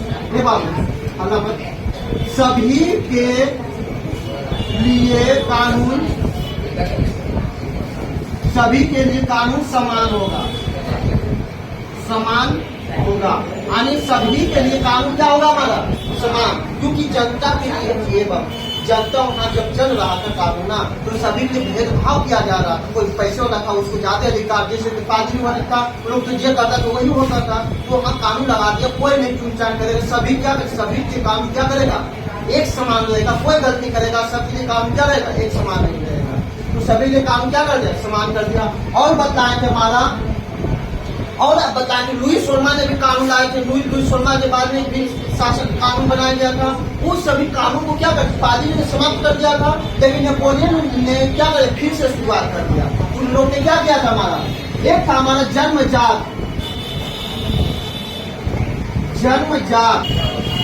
अधिकार, जन्मजात अधिकार को क्या कर दिया, समाप्त कर दिया। जन्मजात अधिकार मतलब होता है जो पिता की जो संपत्ति रहता है उसको मरने के बाद बड़े बेटा को अधिकार रहता था, ठीक ना, बड़े बेटा को क्या रहता था, अधिकार रहता था। ये चीजें गलत है। अगर मान लीजिए दो को बेटा है और सारी संपत्ति बड़े बेटा को मिल जाएगा तो दो को क्या करेगा, ये क्या समान गलत था कि नहीं था। उन चीजों को क्या कर दिया, समाप्त कर दिया। क्योंकि पिता को मरने के बाद सारा संपत्ति क्या होगा, समान अधिकार, सबको के अधिकार मिलेगा। वो सब कानून ला दिया। और क्या ला दिया हमारा, क्या केस को भी क्या कर दिया था, समाप्त, केस को भी क्या कर दिया था, समाप्त। अन्य सारा कानून को ला दिया था, जिससे लोगों को लगा नहीं फ्रांस में अच्छे अच्छे काम होने लग गया था। नेपोलियन के प्रति जो एक भावना आ गया था, क्योंकि 40 को युद्ध को लड़ लिया था, इतना सारा कानून ला दिया, उसके अंदर पूरे तरीका से भगवान बन गया। नेपोलियन का फ्रांस में क्या बन गया था, भगवान। जैसे महात्मा गांधी कैसे पूरे तरीका से भगवान बन गया था, उसी प्रकार से फ्रांस के भी राजा ने पूरे तरीका, नेपोलियन ने पूरे तरीका से क्या कर दिया, एक भगवान मानने लग गया कि जो हमारे लिए क्या हमारा नेपोलियन ही हमारा है। तो नेपोलियन ने ज्यादा खुश होकर के, और इन्होंने नेपोलियन ने सोचा कि अगर ये फ्रांस ही हमारा, फ्रांस के अगर फ्रांस नहीं हो रहा था तो अगल बगल जो देश था हमारा, ये सब अभी सोच रहा था कि हम लोग के भी जाकर के क्या करेंगे, कानून के लाए हम लोग के भी राजतंत्र को क्या करेगा, समाप्त करेगा। तो नेपोलियन इन लोग भी बुलाने के लिए जा रहा था। नेपोलियन ने भी किया भी। नेपोलियन ने जाने के बाद में एक फ्रांस के अलावा दो देश में और किया था, एक था हमारा इटली, एक था हमारा जर्मनी, एक था हमारा इटली, एक था कौन था हमारा जर्मनी। ये दो देशों में गया। इटली में भी जाकर के वहां पर भी राजतंत्र शासन चल रहा था, राजतंत्र शासन को समाप्त करके वहां भी जनतंत्र शासन लगा दिया। और हमारा जर्मनी में भी राजतंत्र शासन को समाप्त करके लोगों को क्या कर, जर्मन लाइन का क्या किया था, स्थापना किया था। नेपोलियन ने जाकर के जर्मनी में जर्मन लाइन का स्थापना किया था।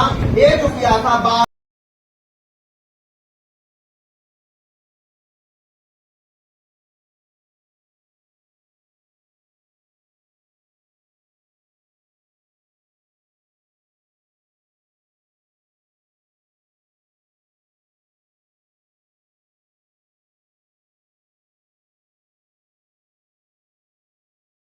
में 12 जुलाई 1806 ईस्वी में नेपोलियन ने जर्मन राइन संघ की स्थापना की। पूछता ऑब्जेक्टिव याद रखना, जर्मन राइन संघ की स्थापना कब हुआ था, 12 जुलाई 1806 में। कहाँ हुआ था, जर्मनी में। किसने किया था, नेपोलियन ने। किसने किया था, हमारा नेपोलियन ने। जब इन दोनों देशों में किया नेपोलियन ने, दोनों देशों में राजतंत्र शासन समाप्त कर दिया। जो अगल बगल भी देश था यहाँ पर ही, जब जर्मन राइन संघ क्या था हमारा, जर्मनी में यह 300 टुकड़े में टूटा हुआ था। लगभग कितने टुकड़े में टूटा हुआ था, 300 टुकड़े में। उसमें हमारा 39 देश को एक साथ मिला करके, यानी 300 टुकड़े छोटे छोटे भागों क्या था, बटा हुआ था। जैसे भारत में भी क्या था, छोटे छोटे शासन क्या था, बटा हुआ था। सभी को तो एक बार मिलाया गया था, तब न हुआ था हमारा। उसी प्रकार से जर्मनी में हमारा 300 टुकड़े में टूटा हुआ था, जिसमें 39 देशों को एक साथ शामिल करके वहां पर एक कानून बनाया गया, उसी को नाम दिया गया जर्मन राइन संघ। उसी का नाम क्या दिया गया, जर्मन राइन संघ। ये भी एग्जाम में पूछ देता है कि जर्मन राइन संघ की स्थापना समय कितने देश शामिल थे हमारा, 39 को। कितने देश शामिल थे, 39 को। कब हुआ था, 5 जुलाई 1806 को हुआ था। अब यहाँ पर समझना क्या हुआ, जब ये दोनों देशों में 3 देश हो गया, कितने हमारा, फ्रांस, इटली और जर्मनी। जब इन देशों में शामिल हो गया तो इसको अगल बगल वाला देश था, वो अगल बगल वाला भी राजतंत्र शासन चला, वहाँ के राजा जो थे इन लोग घबरा गए। इन लोग नेपोलियन जो आया है सभी को राजतंत्र के शासन समाप्त कर दे रहा है, तो फिर हम लोग क्या करेंगे? तो जिसके खिलाफ में क्या था, विरोध किया था, यानी नेपोलियन का दुश्मन, इसे क्या बोलेंगे?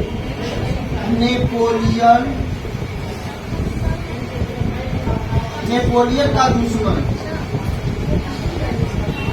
देखिएगा, नेपोलियन का जो दुश्मन था, इनको कितने देश था? हमारा 4 देश था। पहला था हमारा इंग्लैंड, दूसरा था हमारा यूरोप, इंग्लैंड, और था हमारा पर्सा,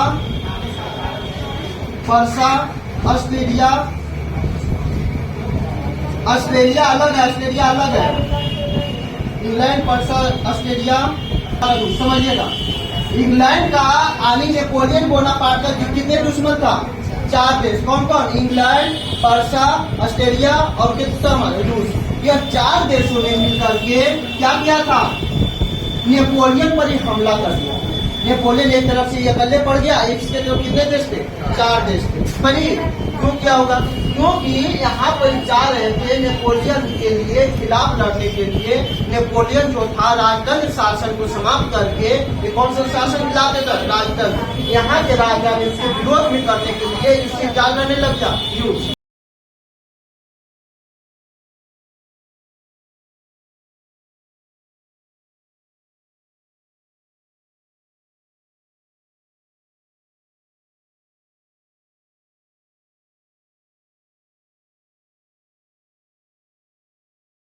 लड़ने लग गया।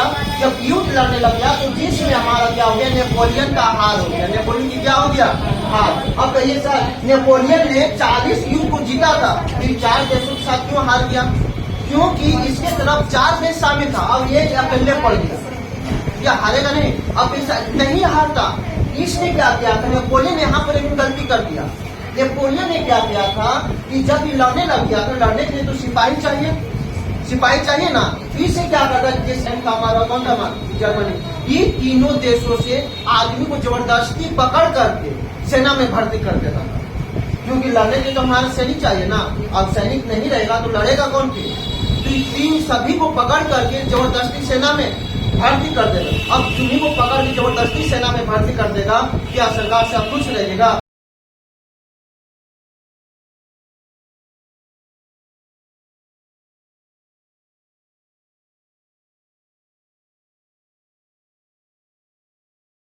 नेपोलियन का युद्ध हो गया तो नेपोलियन के कितने दुश्मन था? हमारे 4 को। कौन कौन? इंग्लैंड, पर्सा, ऑस्ट्रेलिया, रूस। इंग्लैंड, पर्सा, ऑस्ट्रेलिया, रूस। इसने नेपोलियन को हार हो गया। और नेपोलियन में हार होने के बाद में इन 4 देशों ने मिलकर के एक संगठन बनाया। इन 4 देशों ने मिलकर के क्या बनाया? संगठन। जो संगठन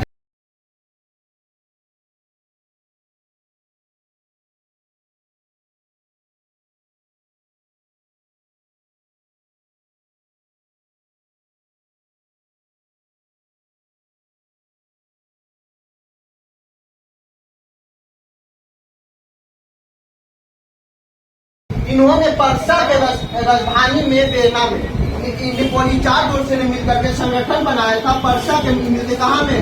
वेना। कहाँ बनाया था? वेना में। ऑस्ट्रेलिया की राजधानी पर्सा की राजधानी कहाँ था? वेना। इसी समय बैठ करके यहाँ पे सम्मेलन बनाया था, बैठक बनाया था, जिसे नाम से दिया गया वेना सम्मेलन के नाम से जाना जाता है। इसे कौन नाम से जानते हैं? वेना सम्मेलन। वेना सम्मेलन जो हुआ था 1815 ईस्वी में। कब हुआ था? 1815 ईस्वी में। ये पूछता याद रखना, ये वेना सम्मेलन कब हुआ था? 1815 ईस्वी में। वेना सम्मेलन किसके लिए हुआ था? 4 देशों ने मिल करके, सभी देशों ने मिल करके शामिल किया था। वेना हुआ था, ऑस्ट्रेलिया की राजधानी वेना में वेना सम्मेलन हुआ था। ये जो क्या था, इसमें इंग्लैंड, पर्सा, ऑस्ट्रेलिया, रूस ने और फ्रांस, इंग्लैंड, जर्मनी ने सभी मिल करके एक सम्मेलन किया था, जिसे नाम से जाना जाता है वेना सम्मेलन के नाम से था। अब वेना सम्मेलन में क्या हुआ था, जो हमारा नेपोलियन बोनापार्ट ने जो कानून लगाया था, सभी कानून को क्या कर दिया, समाप्त कर दिया। अब फिर से वहाँ पर ही राजतंत्र शासन फिर से लागू कर दिया। एक नेपोलियन ने आजाद करवाया, लेकिन नेपोलियन के मरने के बाद ये फिर से वहाँ राजतंत्र शासन को क्या कर दिया, शुरुआत कर दी। नेपोलियन बोनापार्ट से फिर से ऑस्ट्रेलिया, पर्सा, रूस में फिर से कौन सा शासन आ गया, हमारा राजतंत्र शासन आ गया। कोई दिक्कत आनी? पहले कौन कौन मरा था? पहले दो को मर किया, लुईस सोलमा और कौन आजाद करवाया था, नेपोलियन बोनापार्ट की। दोनों का आजाद तो करवा दिया, लेकिन फिर से क्या हो गया, फिर से वही कानून आ गया। फिर से आनी राजतंत्र शासन आनी, राजा द्वारा चला गए शासन से फिर से शुरुआत हो गया। अब फिर से राजतंत्र शासन शुरू हो गया। समझना? कल आप लोग पिछले क्लास में बता रहे थे कि यूरोप में नेपोलियन था, फ्रांस में कौन आ गया था, हमारा नेपोलियन। नेपोलियन के कितने दुश्मन थे? 4 गो दुश्मन थे। नेपोलियन कितने दुश्मन थे? 4 गो। कौन कौन था हमारा? 4 देश कौन कौन था हमारा नेपोलियन का दुश्मन? नेपोलियन, ये बाबू हल्ला मत। नेपोलियन का दुश्मन कितना था हमारा? 4 को। कौन कौन था हमारा? पहला इंग्लैंड, और कौन था हमारा? Italy, Parsa, Australia,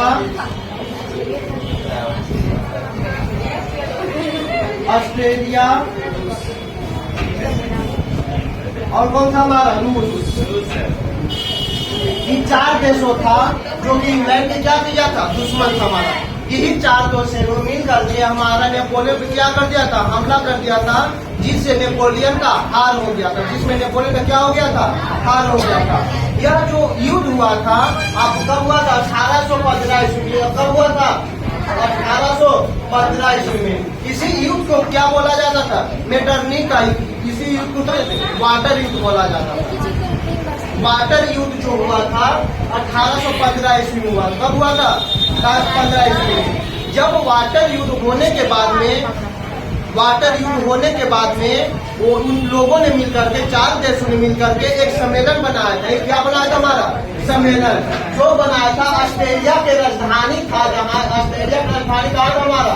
vena. Australia की राजधानी कहाँ था हमारा? वेना। इसी में एक बैठक बना। इसी में क्या बनाया था हमारा? बैठक। इसी बैठक को नाम से जाना जाता है, इसी बैठक को नाम जाना जाता है वेना सम्मेलन। इसी सम्मेलन को क्या नाम से जानते हैं? वेना सम्मेलन। इसी सम्मेलन क्या जानते हैं?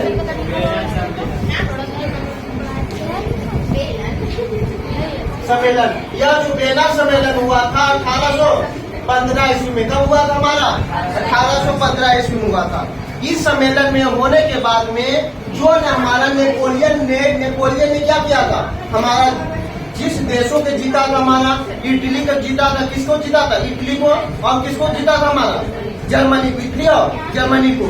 जब ये इस सम्मेलन हो गया था, जब इसका प्रभाव क्या पड़ा, यानी वेना सम्मेलन का प्रभाव, वेना सम्मेलन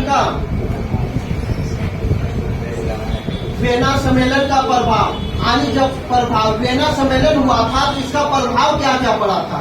पहला प्रभाव देखना, जिसने हमारा जिस क्षेत्र को जीता था, जिस क्षेत्र को क्या किया था, जीता था, उस क्षेत्र को क्या कर दिया गया था, सबको वापस दे दिया गया। क्षेत्र को क्या कर दिया, क्षेत्र का वापस कर दिया,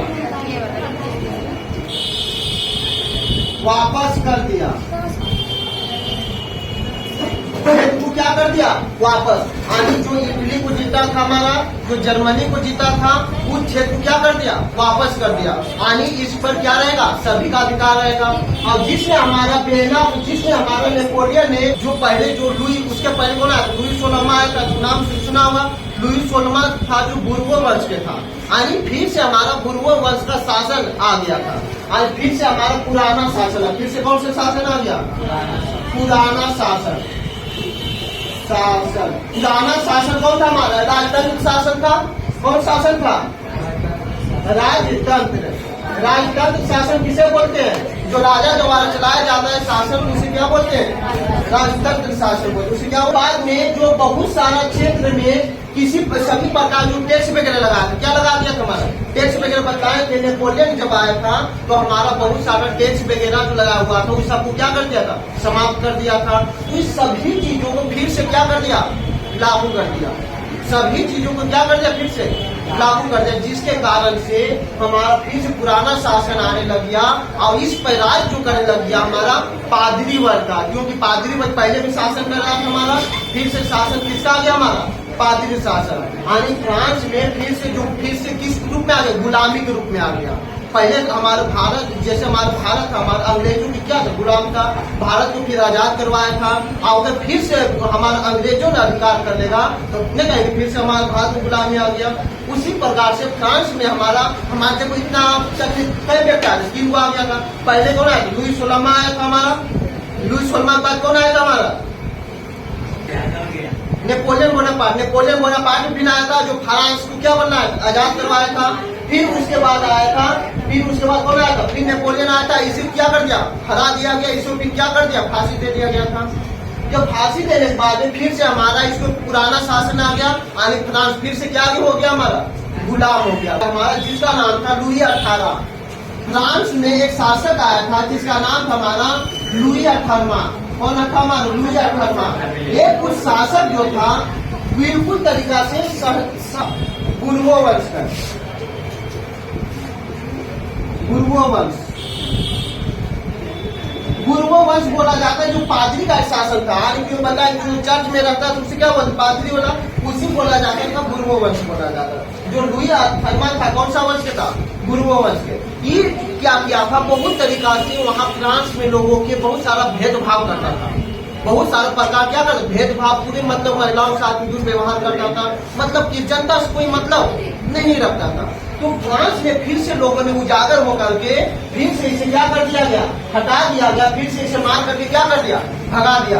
भगाने के बाद में फिर वहां पर एक अलग शासक आया जिसका नाम था चार्ल्स दशक।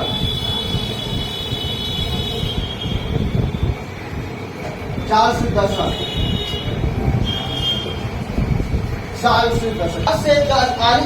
दशक ने लुई 18वां के बाद में फ्रांस को इसको मार के भगाने के बाद में, फ्रांस से मार करके भगाने के बाद में चार्ल्स दशक आया था। चार्ल्स दशक ने वो फ्रांस का क्या बन गया? राजा।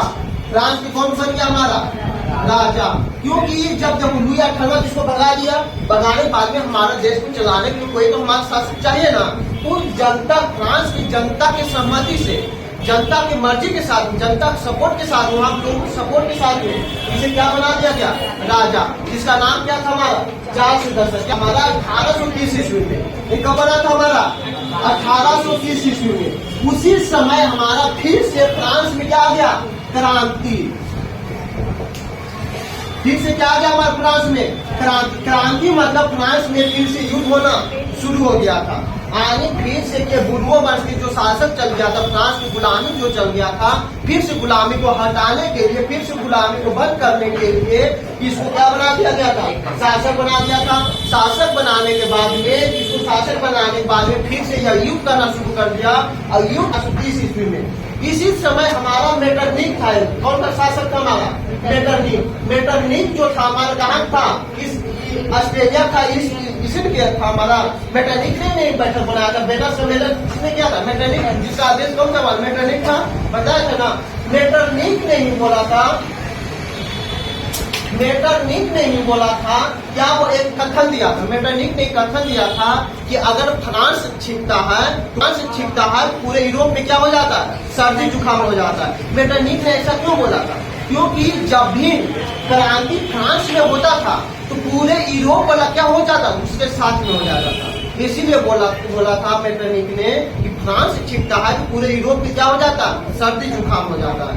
क्योंकि जब ये फ्रांस में किया अत्याचार कर नहीं रहा था, फ्रांस की क्या कर दिया, हटा ही दिया था, इसका शासन कौन कर दिया, जाल दशक फिर से हमारा फ्रांस किया क्रांति शुरू कर दिया था 1830 ईस्वी में, जिसका प्रभाव पूरे फ्रांस पे पूरे यूरोप में पड़ने लग गया था। तब ने क्या किया, जनता की सहमति से, कहाँ की जनता की सहमति से, फ्रांस की जनता की सहमति से, फ्रांस की जनता की सहमति से इन्होंने 3 को युद्ध लड़ा था। इन्होंने कई को युद्ध लड़ा था, 3 को युद्ध लड़ा था। कितने युद्ध लड़ा था, 3 को। 3 युद्ध हमारा जो लड़ा था, बड़ी खतरनाक युद्ध लड़ा था। पहले उसका युद्ध हुआ था, लेकिन उसके कारण क्या क्या था, हम पहले उसके कारण समझ लेते हैं, ठीक ना। या जो युद्ध हुआ था 1820 ईस्वी में युद्ध हुआ था, इसके पहले कारण को समझ लेते हैं।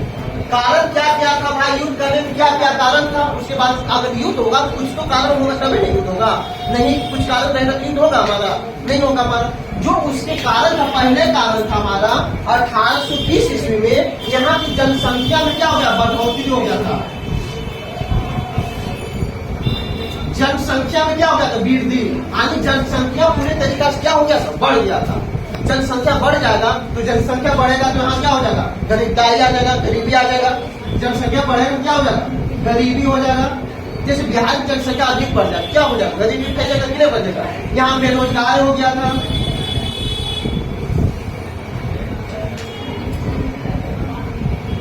बेरोजगारी की समस्या आ गया था, जिस अपने आप में क्या हो गया, तानाशाही विश्वास, भूखमरी क्या हो गया था, वहां पर भूखमरी आ गया था। क्योंकि वहाँ के लोगों जब जनसंख्या बढ़ेगा हमारा तो गरीबी में क्या होगा, बढ़ जाएगा। गरीबी बढ़ेगा तो बेरोजगारी बढ़ेगा, बेरोजगारी बढ़ेगा तो भूखमरी क्या होगा, फैलेगा। इसी को लेकर के वहाँ की जनता ने पूरे तरीका से परेशान हो गया। वहाँ के शासक उस समय था हमारा चार्ल्स दशक, शासक कौन था हमारा, चार्ल्स दशक में पूरे तरीका से परेशान हो गया। परेशान होने के बाद वहाँ से क्या हो गया, क्रांति शुरू हो गया। वहाँ क्या हो गया, जैसे देखो बिहार में जनसंख्या अगर बढ़ जाए, यहाँ के लोगों का रोजगार ना मिले, खाने भूखमरी आ जाएगा, तो अपने आप में क्या हो जाएगा, लड़ना शुरू हो जाएगा कि नहीं होगा, क्रांति होगा कि नहीं होगा। उसी को क्रांति हो गया। कब क्रांति हुआ था, 1830 में। कब हुआ था, 1830 में, जिसमें क्रांति होने के बाद में यहाँ के लोगों था 1848 में, 1848 में जब युद्ध हुआ था 1830 ईस्वी में। ये कब हो गया, 1848 में चार्ल्स दशक ने यहाँ पर ही हमारा रोजगार की योजना चलाया। यहाँ पर क्या बनना चलाया, हमारा रोजगार चलाया। रोजगार देगा, क्या देगा, हमारा रोजगार देगा तो क्या होगा, कंपनी का स्थापना करेगा, यानी उद्योग की स्थापना, समय रोजगार मिलेगा हमारा। कंपनी नहीं बैठाएगा, अगर उद्योग कंपनी नहीं बैठाएगा, मशीनें नहीं बैठाएगा तो रोजगार क्या अपना घरों में रोजगार देगा, वो नहीं देगा। तो उस समय से हमारा उद्योग का शुरुआत हो गया। किसका शुरुआत हो गया, उद्योग मतलब समझता बताए हैं, उद्योग किसको बोलते हैं, जो छोटे छोटे कंपनी द्वारा तैयार किए जाते हैं वस्तु से क्या बोला जाता है, उद्योग बोला जाता है। तो हाँ, उद्योग की शुरुआत कब हो गया था, 1848 ईस्वी में। कहाँ से हो गया था, फ्रांस से हो गया था। किसके सहायता से हुआ था, चार्ल्स दशक की सहायता से हो गया था। तब इस समय लोगों के रोजगार मिलना शुरू हो गया, उद्योग मिलना शुरू हो गया। तो रोजगार मिलेगा, उद्योग मिलेगा, पैसा आएगा हमारा, गरीबी क्या होगा, खत्म होगा हमारा, बेरोजगारी क्या होगा, खत्म होगा हमारा, भूखमरी क्या होगा, खत्म हो गया। तो सारा चीजें खत्म होने के बाद में लोगों ने इसे सहमति करने लग गया। 1830 ईस्वी में इसका क्या कर रहा था, विद्रोह कर रहा था, लोग परेशान हमारा। लेकिन जब लोगों के रोजगार मिलने लग गया, लोगों के सहमति होने लग गया, तो अब यहाँ पे इसको क्या करने लग गया, साथ देने लग गया। किसको, चार्ल्स दशक को।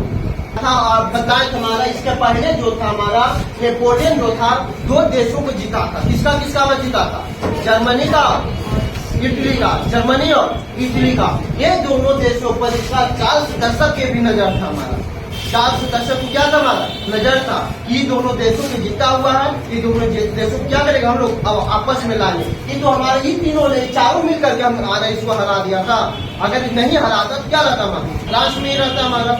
ये चारों क्या करते, हरा दिया था, जिसके कारण से इसे मिल करके यहाँ चार्ल्स दशक ने फ्रांस की जनता से मिल करके 2 को क्रांति लड़ता है। ये चीजें एग्जाम में पूछा जाता है, दोनों की क्रांति का, एक जर्मनी का एकीकरण किया, एक हमारा इटली का एकीकरण किया। ये दोनों एग्जाम में पूछा जाता है कि जर्मनी का एकीकरण किया हमारा, इटली का एकीकरण किया हमारा। ये दोनों जरूर पूछा जाता है, इसको ध्यान में रखना, ठीक ना। इसको पूरे आगे बताएंगे, ठीक ना। जर्मनी का एकीकरण क्या होता है, इटली का एकीकरण क्या होता है, उसके बाद पूरा डिटेल इस दोनों से यहाँ से 5 नंबर को पूछा जाता है। इटली जर्मन एकीकरण दे या जर्मनी के एकीकरण दे। अब ये दोनों क्वेश्चन में से दोनों में एक क्वेश्चन आना अनिवार्य है हमारा। ये दोनों क्वेश्चन में से आना हमारा अनिवार्य, हर एक साल आया, या इटली के एकीकरण दे या जर्मनी के एकीकरण दे, तो हमेशा आता है हमेशा, ठीक ना। इसलिए इसको बेस से समझाएं, पूरा डिटेल में समझाएं, ठीक ना। कोई दिक्कत है? बाकी क्या करूँ, जो समझाए उतना पूरा। इटली के साथ साथ जर्मनी का हमारा क्या पढ़ना है एकीकरण के बारे में। ये कि जर्मनी और इटली का एकीकरण किस प्रकार से हुआ था उसके बारे में आज पूरे ध्यान से समझिएगा। पहले हमारा जर्मनी का एकीकरण पढ़ेंगे, उसके बाद हम लोग इटली का एकीकरण पढ़ेंगे। पहले देखें जर्मनी क्या होता है। जर्मनी जो पड़ता है एक यूरोप महाद्वीप में पड़ता है।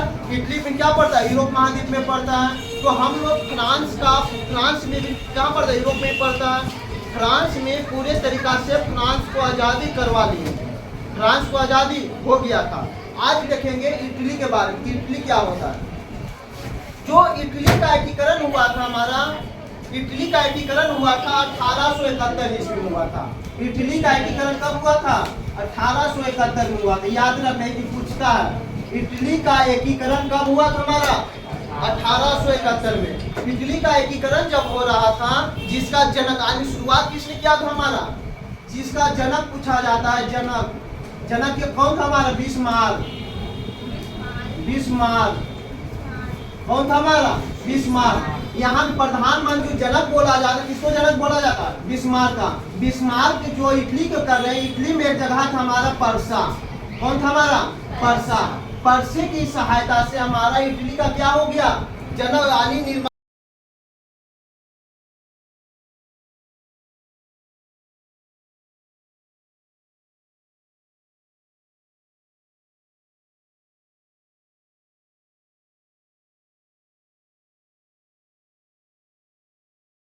साथ देता तो हमारा सहायता नहीं हो पाता। यानी प्रयास बोला जाए, यानी किसके सहायता से हुआ था, पर्सा के सहायता से। यानी इटली का एकीकरण करने में किसका सहायता दिया था, पर्सा। पर्सा के जनक जो था हमारा कि विक्टर इमैनुअल था। इसका जनक, यहाँ के राजा कौन था हमारा, Victor Emmanuel. Victor Emmanuel, Victor Emmanuel, ध्यान से बना। विक्टर इमैनुअल जो था पर्सा के क्या था हमारा, राजा जो था। इसलिए भी एक शासक था जिसका नाम था हमारा विलियम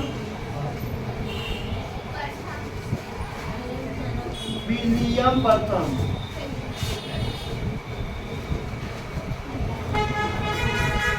विलियम प्रथम, इसका नाम था हमारा विलियम प्रथम। एक जो था हमारा कि कौन था हमारा, पर्सा के राजा। कहाँ के राजा था, पर्सा के राजा। पर्सा के समय में 1871 के समय में विलियम प्रथम जो था यहाँ पर्सा के राजा था। इन पर्सा की सहायता से हमारा इटली का एकीकरण हुआ। पर्सा की सहायता से इटली का क्या हो गया, एकीकरण। एकीकरण करने का मतलब होता है इटली जो था हमारे छोटे छोटे राज्यों में टूटा हुआ था। इटली जो था छोटे छोटे राज्यों में क्या हुआ था, टूटा हुआ था। और सभी को मिला करके एक करना था, सभी को मिला करके क्या करना था, एक करना था। तो हमारा सोचा कि अगर एक करना है, क्या आप ही का घर में अगर देखिएगा 10 को घर अगर टूटा हुआ है, अगर सभी को मिला करके एक करने के लिए रहेगा, क्या एक होने दे देगा, कोई नहीं होने देगा। तो इसी प्रकार से हमारा पूरे तरीका से छोटे छोटे भागों में टूटा हुआ था। जो इसको मिला करके करने के लिए हमारा पर्सा की सहायता से लिया गया। पर्सा जो था हमारा इटली का सबसे शक्तिशाली राज था। इटली का सबसे शक्तिशाली राज कौन था हमारा, पर्सा। क्योंकि जब शक्तिशाली राज नहीं मदद करिएगा तो हमारा एकीकरण हो पाएगा, हमारा नहीं है। बाकी छोटा मोटा तो देख लेगा, लेकिन जो शक्तिशाली आदमी आपके साथ में आ जाएगा वो खुद भी क्या कर लेगा, आप लोग काम कर लेगा। इसीलिए पर्सा को पहले साथ लिया। पर्सा को राजा था विलियम राज्य है। छोटे छोटे राज्यों को क्या करेंगे, एक साथ में जोड़ेंगे। अब कहेगा छोटे छोटे राज्यों को जोड़ने के लिए एक साथ में कैसे जोड़ेगा, तो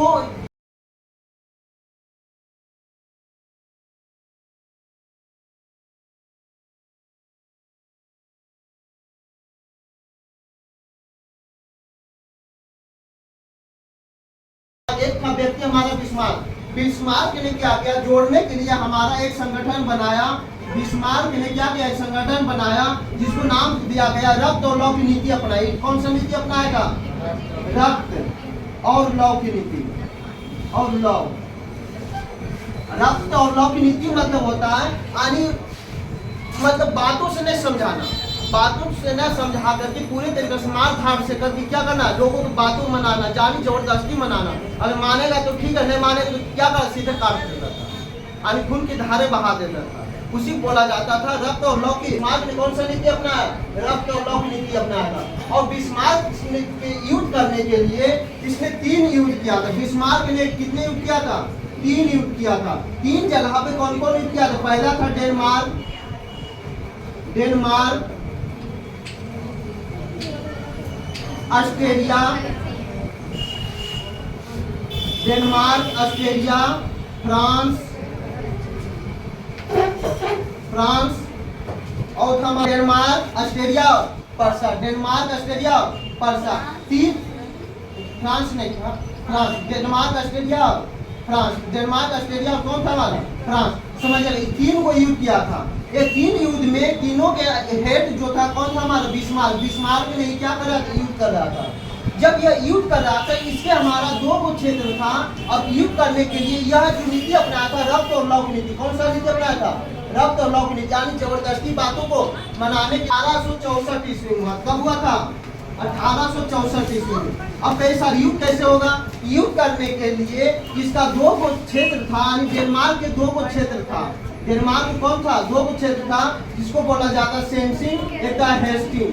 एक था सेंसिंग, एक था हमारा हेस्टिंग। ये दोनों क्षेत्र को क्या बोला था, इसको युद्ध बिस्मार्क ने डेनमार्क में युद्ध करने से पहले ऑस्ट्रेलिया के साथ में क्या कर लिया, दोस्ती कर लिया। ऑस्ट्रेलिया के साथ में क्या कर लिया, दोस्ती। क्योंकि अगर डेनमार्क जो था बड़ा था हमारा, पर्सा क्या था हमारा, बड़ा था हमारा, पर्सा इसको साथ दे रहा था। जब पर्सा के राजा कौन था हमारा, बिस्मार्क था। यहाँ पे प्रधानमंत्री कौन बनाया, किसे बनाया, विक्टर इमैनुअल बनाया गया था। जब यहाँ पे बिस्मार्क ने बोला कि हमको डेनमार्क को हमको लेना है और डेनमार्क को लेने के लिए ऑस्ट्रेलिया से क्या कर लिया, यानी दोस्ती कर लिया। इसको बोला जाता था कूटनीति। इसको क्या बोलते हैं, कूटनीति। जो किसी क्षेत्र को जीतने के लिए दूसरे देशों के साथ में दोस्ती कर लेता है उसे क्या बोलते हैं, कूटनीति बोलते हैं। उसे क्या बोलते हैं, कूटनीति। कूटनीति करेगा तब लड़ाई लड़के से नहीं जीत पाए। कोई भी चीज जब तक कानून से नहीं चलेगा, कोई कायदे से नहीं चलेगा, कोई नियम से नहीं चलेगा, जब तक आप कोई भी लड़ाई नहीं जीत सकते। या किसी भी कोई भी हो जाए, पढ़ाई का क्षेत्र में हो जाए या किसी भी क्षेत्र में हो जाए, जब तक अपना कुछ अलग कानून नहीं लगाएगा ना, जब तक आप अकेला कभी नहीं कुछ कर सकते। लोगों के साथ रहेगा तभी आप कुछ कर पाएगा, नहीं लोगों के साथ देगा तो आप कभी कुछ नहीं कर पाएगा। इसीलिए इस सोच करके ने ऑस्ट्रेलिया के साथ में दोस्ती किया। इन्होंने बोला कि अगर हम डेनमार्क को अगर जीतते हैं तो एक देश का हमारा हेस्टिंग, ये हेस्टिंग दे देंगे, ऑस्ट्रेलिया को दे देंगे और हमारा सेंसी कौन ले अपने रख लेगा, यानी पर्सा रख लेगा। तो यहाँ पे युद्ध करने के बाद में इसको क्या किया, मदद किया। मदद करने के बाद में डेनमार्क को जीत लिया और डेनमार्क को जीतने के बाद में हेस्टिंग को क्या किसे दे दिया, ऑस्ट्रेलिया दे दिया। और एक जो क्षेत्र था पूरा डेनमार्क जो था कौन ले लिया, हमारा बिस्मार्क ले लिया था। इस युद्ध कब हुआ था, डेनमार्क पर कब्जा हो गया था, यानी पर्सा हो गया। किसका हो गया, पर्सा पे। इसके बाद में ऑस्ट्रेलिया पर भी क्या सोचा, हमला करेंगे। अब ऐसा इसके साथ में तो दोस्ती किया था, इसके साथ में हमला काहे करेगा। जो हेस्टिंग जो जगह दिया था, जैसे मान लिया ये हमारा ऑस्ट्रेलिया है, इस प्रकार से ऑस्ट्रेलिया जो हेस्टिंग है, जो हेस्टिंग जगह था यहाँ ऑस्ट्रेलिया के समीप में था, हमारा सटा हुआ ऑस्ट्रेलिया से। और जो हमारा जो हेस्टिंग जो था, अब बाकी जो हमारा ये जो था हमारा ये जो क्षेत्र है यहाँ पे बोला जाता है पर्सा। यहाँ पे कौन था हमारा, पर्सा था। और ये था हमारा हेस्टिंग। और बगल इस साइड में था हमारा ऑस्ट्रेलिया, इस साइड में कौन था हमारा, ऑस्ट्रेलिया। अब इतना दूर से यहाँ पर कोई नियंत्रण रखेगा कभी संभव है, नहीं होगा। अगर बोल देगा कि हमारा जो श्रीलंका है, हमारा जम्मू कश्मीर पर नियंत्रण रखेगा, संभव है। श्रीलंका नीचे, जम्मू कश्मीर कहाँ है, ऊपर, कभी कब्जा कर पाएगा, देखभाल कर पाएगा, उसको नहीं कर पाएगा। अरे जो उसको अगर जैसे मान लीजिए घर में है, एक घर है, दूसरे घर है, 3-4 को घर बना हुआ है, अगर 10 घर के बाद बोलेगा कि हम इसके साथ में पड़ोसी बनेंगे, बनेगा पड़ोसी कभी संभव है। और अगर एक आध दो दिन ताल में लगा क्या तो एक आध दो दिन आए जाएगा हमारा, फिर क्या बिलिंग दिया जाएगा? कितनों कुछ होगा, अगल बगल में कितनों कुछ लड़ा होगा, पड़ोसी बगले वाला बनेगा, कुछ भी होगा, अभी बगले वाला देखने के लिए आएगा, तो वो दूसरे देश वाला तो आएगा लेकिन लेट से आएगा, आता नहीं क्या था, लेट से आता है। उसी प्रकार से हमारा हेस्टिंग पर जो था पर्सा के समय में था, अब फ्रांस को इसको क्या दे, गिफ्ट में इसको फंसाने के दिया था ऑस्ट्रेलिया को, कि इसको अगर साथ देगा तो इसको जीत लेंगे, फिर तो इसको हम कब्जा कर ही लेंगे, ये तो हमारा समय में है ही है। तो फिर में क्या किया, इसको क्या कर लिया, इन्होंने कब्जा कर लिया। तो कब्जा करने के लिए यह जो ऑस्ट्रेलिया के साथ युद्ध हुआ था 1866 में हुआ था। कब हुआ था? 1866 में हुआ था। इस ऑस्ट्रेलिया के युद्ध 1866 के युद्ध बोला जाता है सोडोमा के युद्ध। इस युद्ध को क्या बोला जाता है? सोडोमा के युद्ध। समाज इसको याद रखना, सोडोमा के युद्ध कब हुआ था? 1866 में। कब हुआ था? किसके साथ में हुआ था? ऑस्ट्रेलिया और पर्सा में हमारा ऑस्ट्रेलिया और पर्सा के बीच में हुआ था। सेटेवा कब हुआ था? 1866 में। सेटेवा के युद्ध में ऑस्ट्रेलिया क्या हो गया था? हार गया था। ऑस्ट्रेलिया क्या हो गया? हार गया था। जब ऑस्ट्रेलिया हार गया तो हारने के बाद में ऑस्ट्रेलिया को हारने के लिए क्या किया? सेटेवा का युद्ध जब हो रहा था तो ये अकेले नहीं लड़ा, ये अकेले नहीं लड़ा। सेटेवा के युद्ध करने के लिए हमारा फ्रांस के साथ में भी ऑस्ट्रेलिया ने दोस्ती कर ली। पर्सा क्या कर लिया? दोस्ती कर लिया। यानी हमारा पर्सा का राजा था बिस्मार्क। कौन था हमारा? बिस्मार्क। बिस्मार्क ने फिर किससे दोस्ती कर लिया? फ्रांस से। फ्रांस से क्या कर लिया? दोस्ती कर लिया कि हम अगर जीतेंगे तो कुछ आधा ऑस्ट्रेलिया को क्या करेंगे? फ्रांस को दे देंगे, अब आधा क्या करेंगे? अपने रख लेंगे। तो फ्रांस वाला भी सोचा ने कि चलो क्या दिक्कत है, हम लोग क्या करें, आधा तो कम से कम आ जाएगा तो हमारा क्षेत्र क्या हो जाएगा? बड़ा हो जाएगा। देखो लोगों का मदद कब करेगा? जब उसको फायदा होता नहीं मदद करेगा। ऐसे कोई मदद करने वाला में कभी नहीं कोई। जब तक आपको कोई अगर 1 रुपया भी दे रहा है ना तो आने उसको आपसे 10 रुपया फायदा, तभी आपको क्या करे 1 रुपया दे रहा है। नहीं फायदा होगा तो जिंदगी में कोई 1 रुपया देने वाला नहीं हमारा, या नहीं कोई आपको कोई भलाई सोचेगा, नहीं कोई आपको भला करने वाला है। भला आपको तभी करेगा, आपको मेहरबानी तभी करेगा जब आपसे कुछ फायदा होगा तभी करेगा, तो ऐसे कोई फायदा करने वाला नहीं है हमारी जिंदगी में।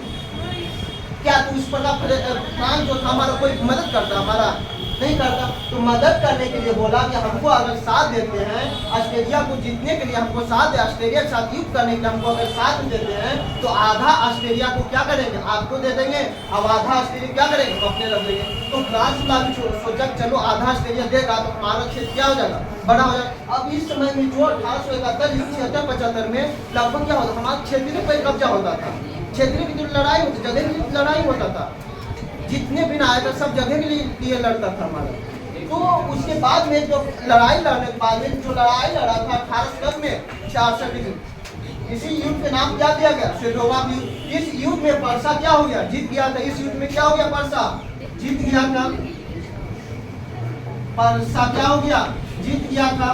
जीतने के बाद में आधा ऑस्ट्रेलिया को क्या कर दिया? इसको दे दिया। अब आधा ऑस्ट्रेलिया क्या कर लिया? अपने रख लिया।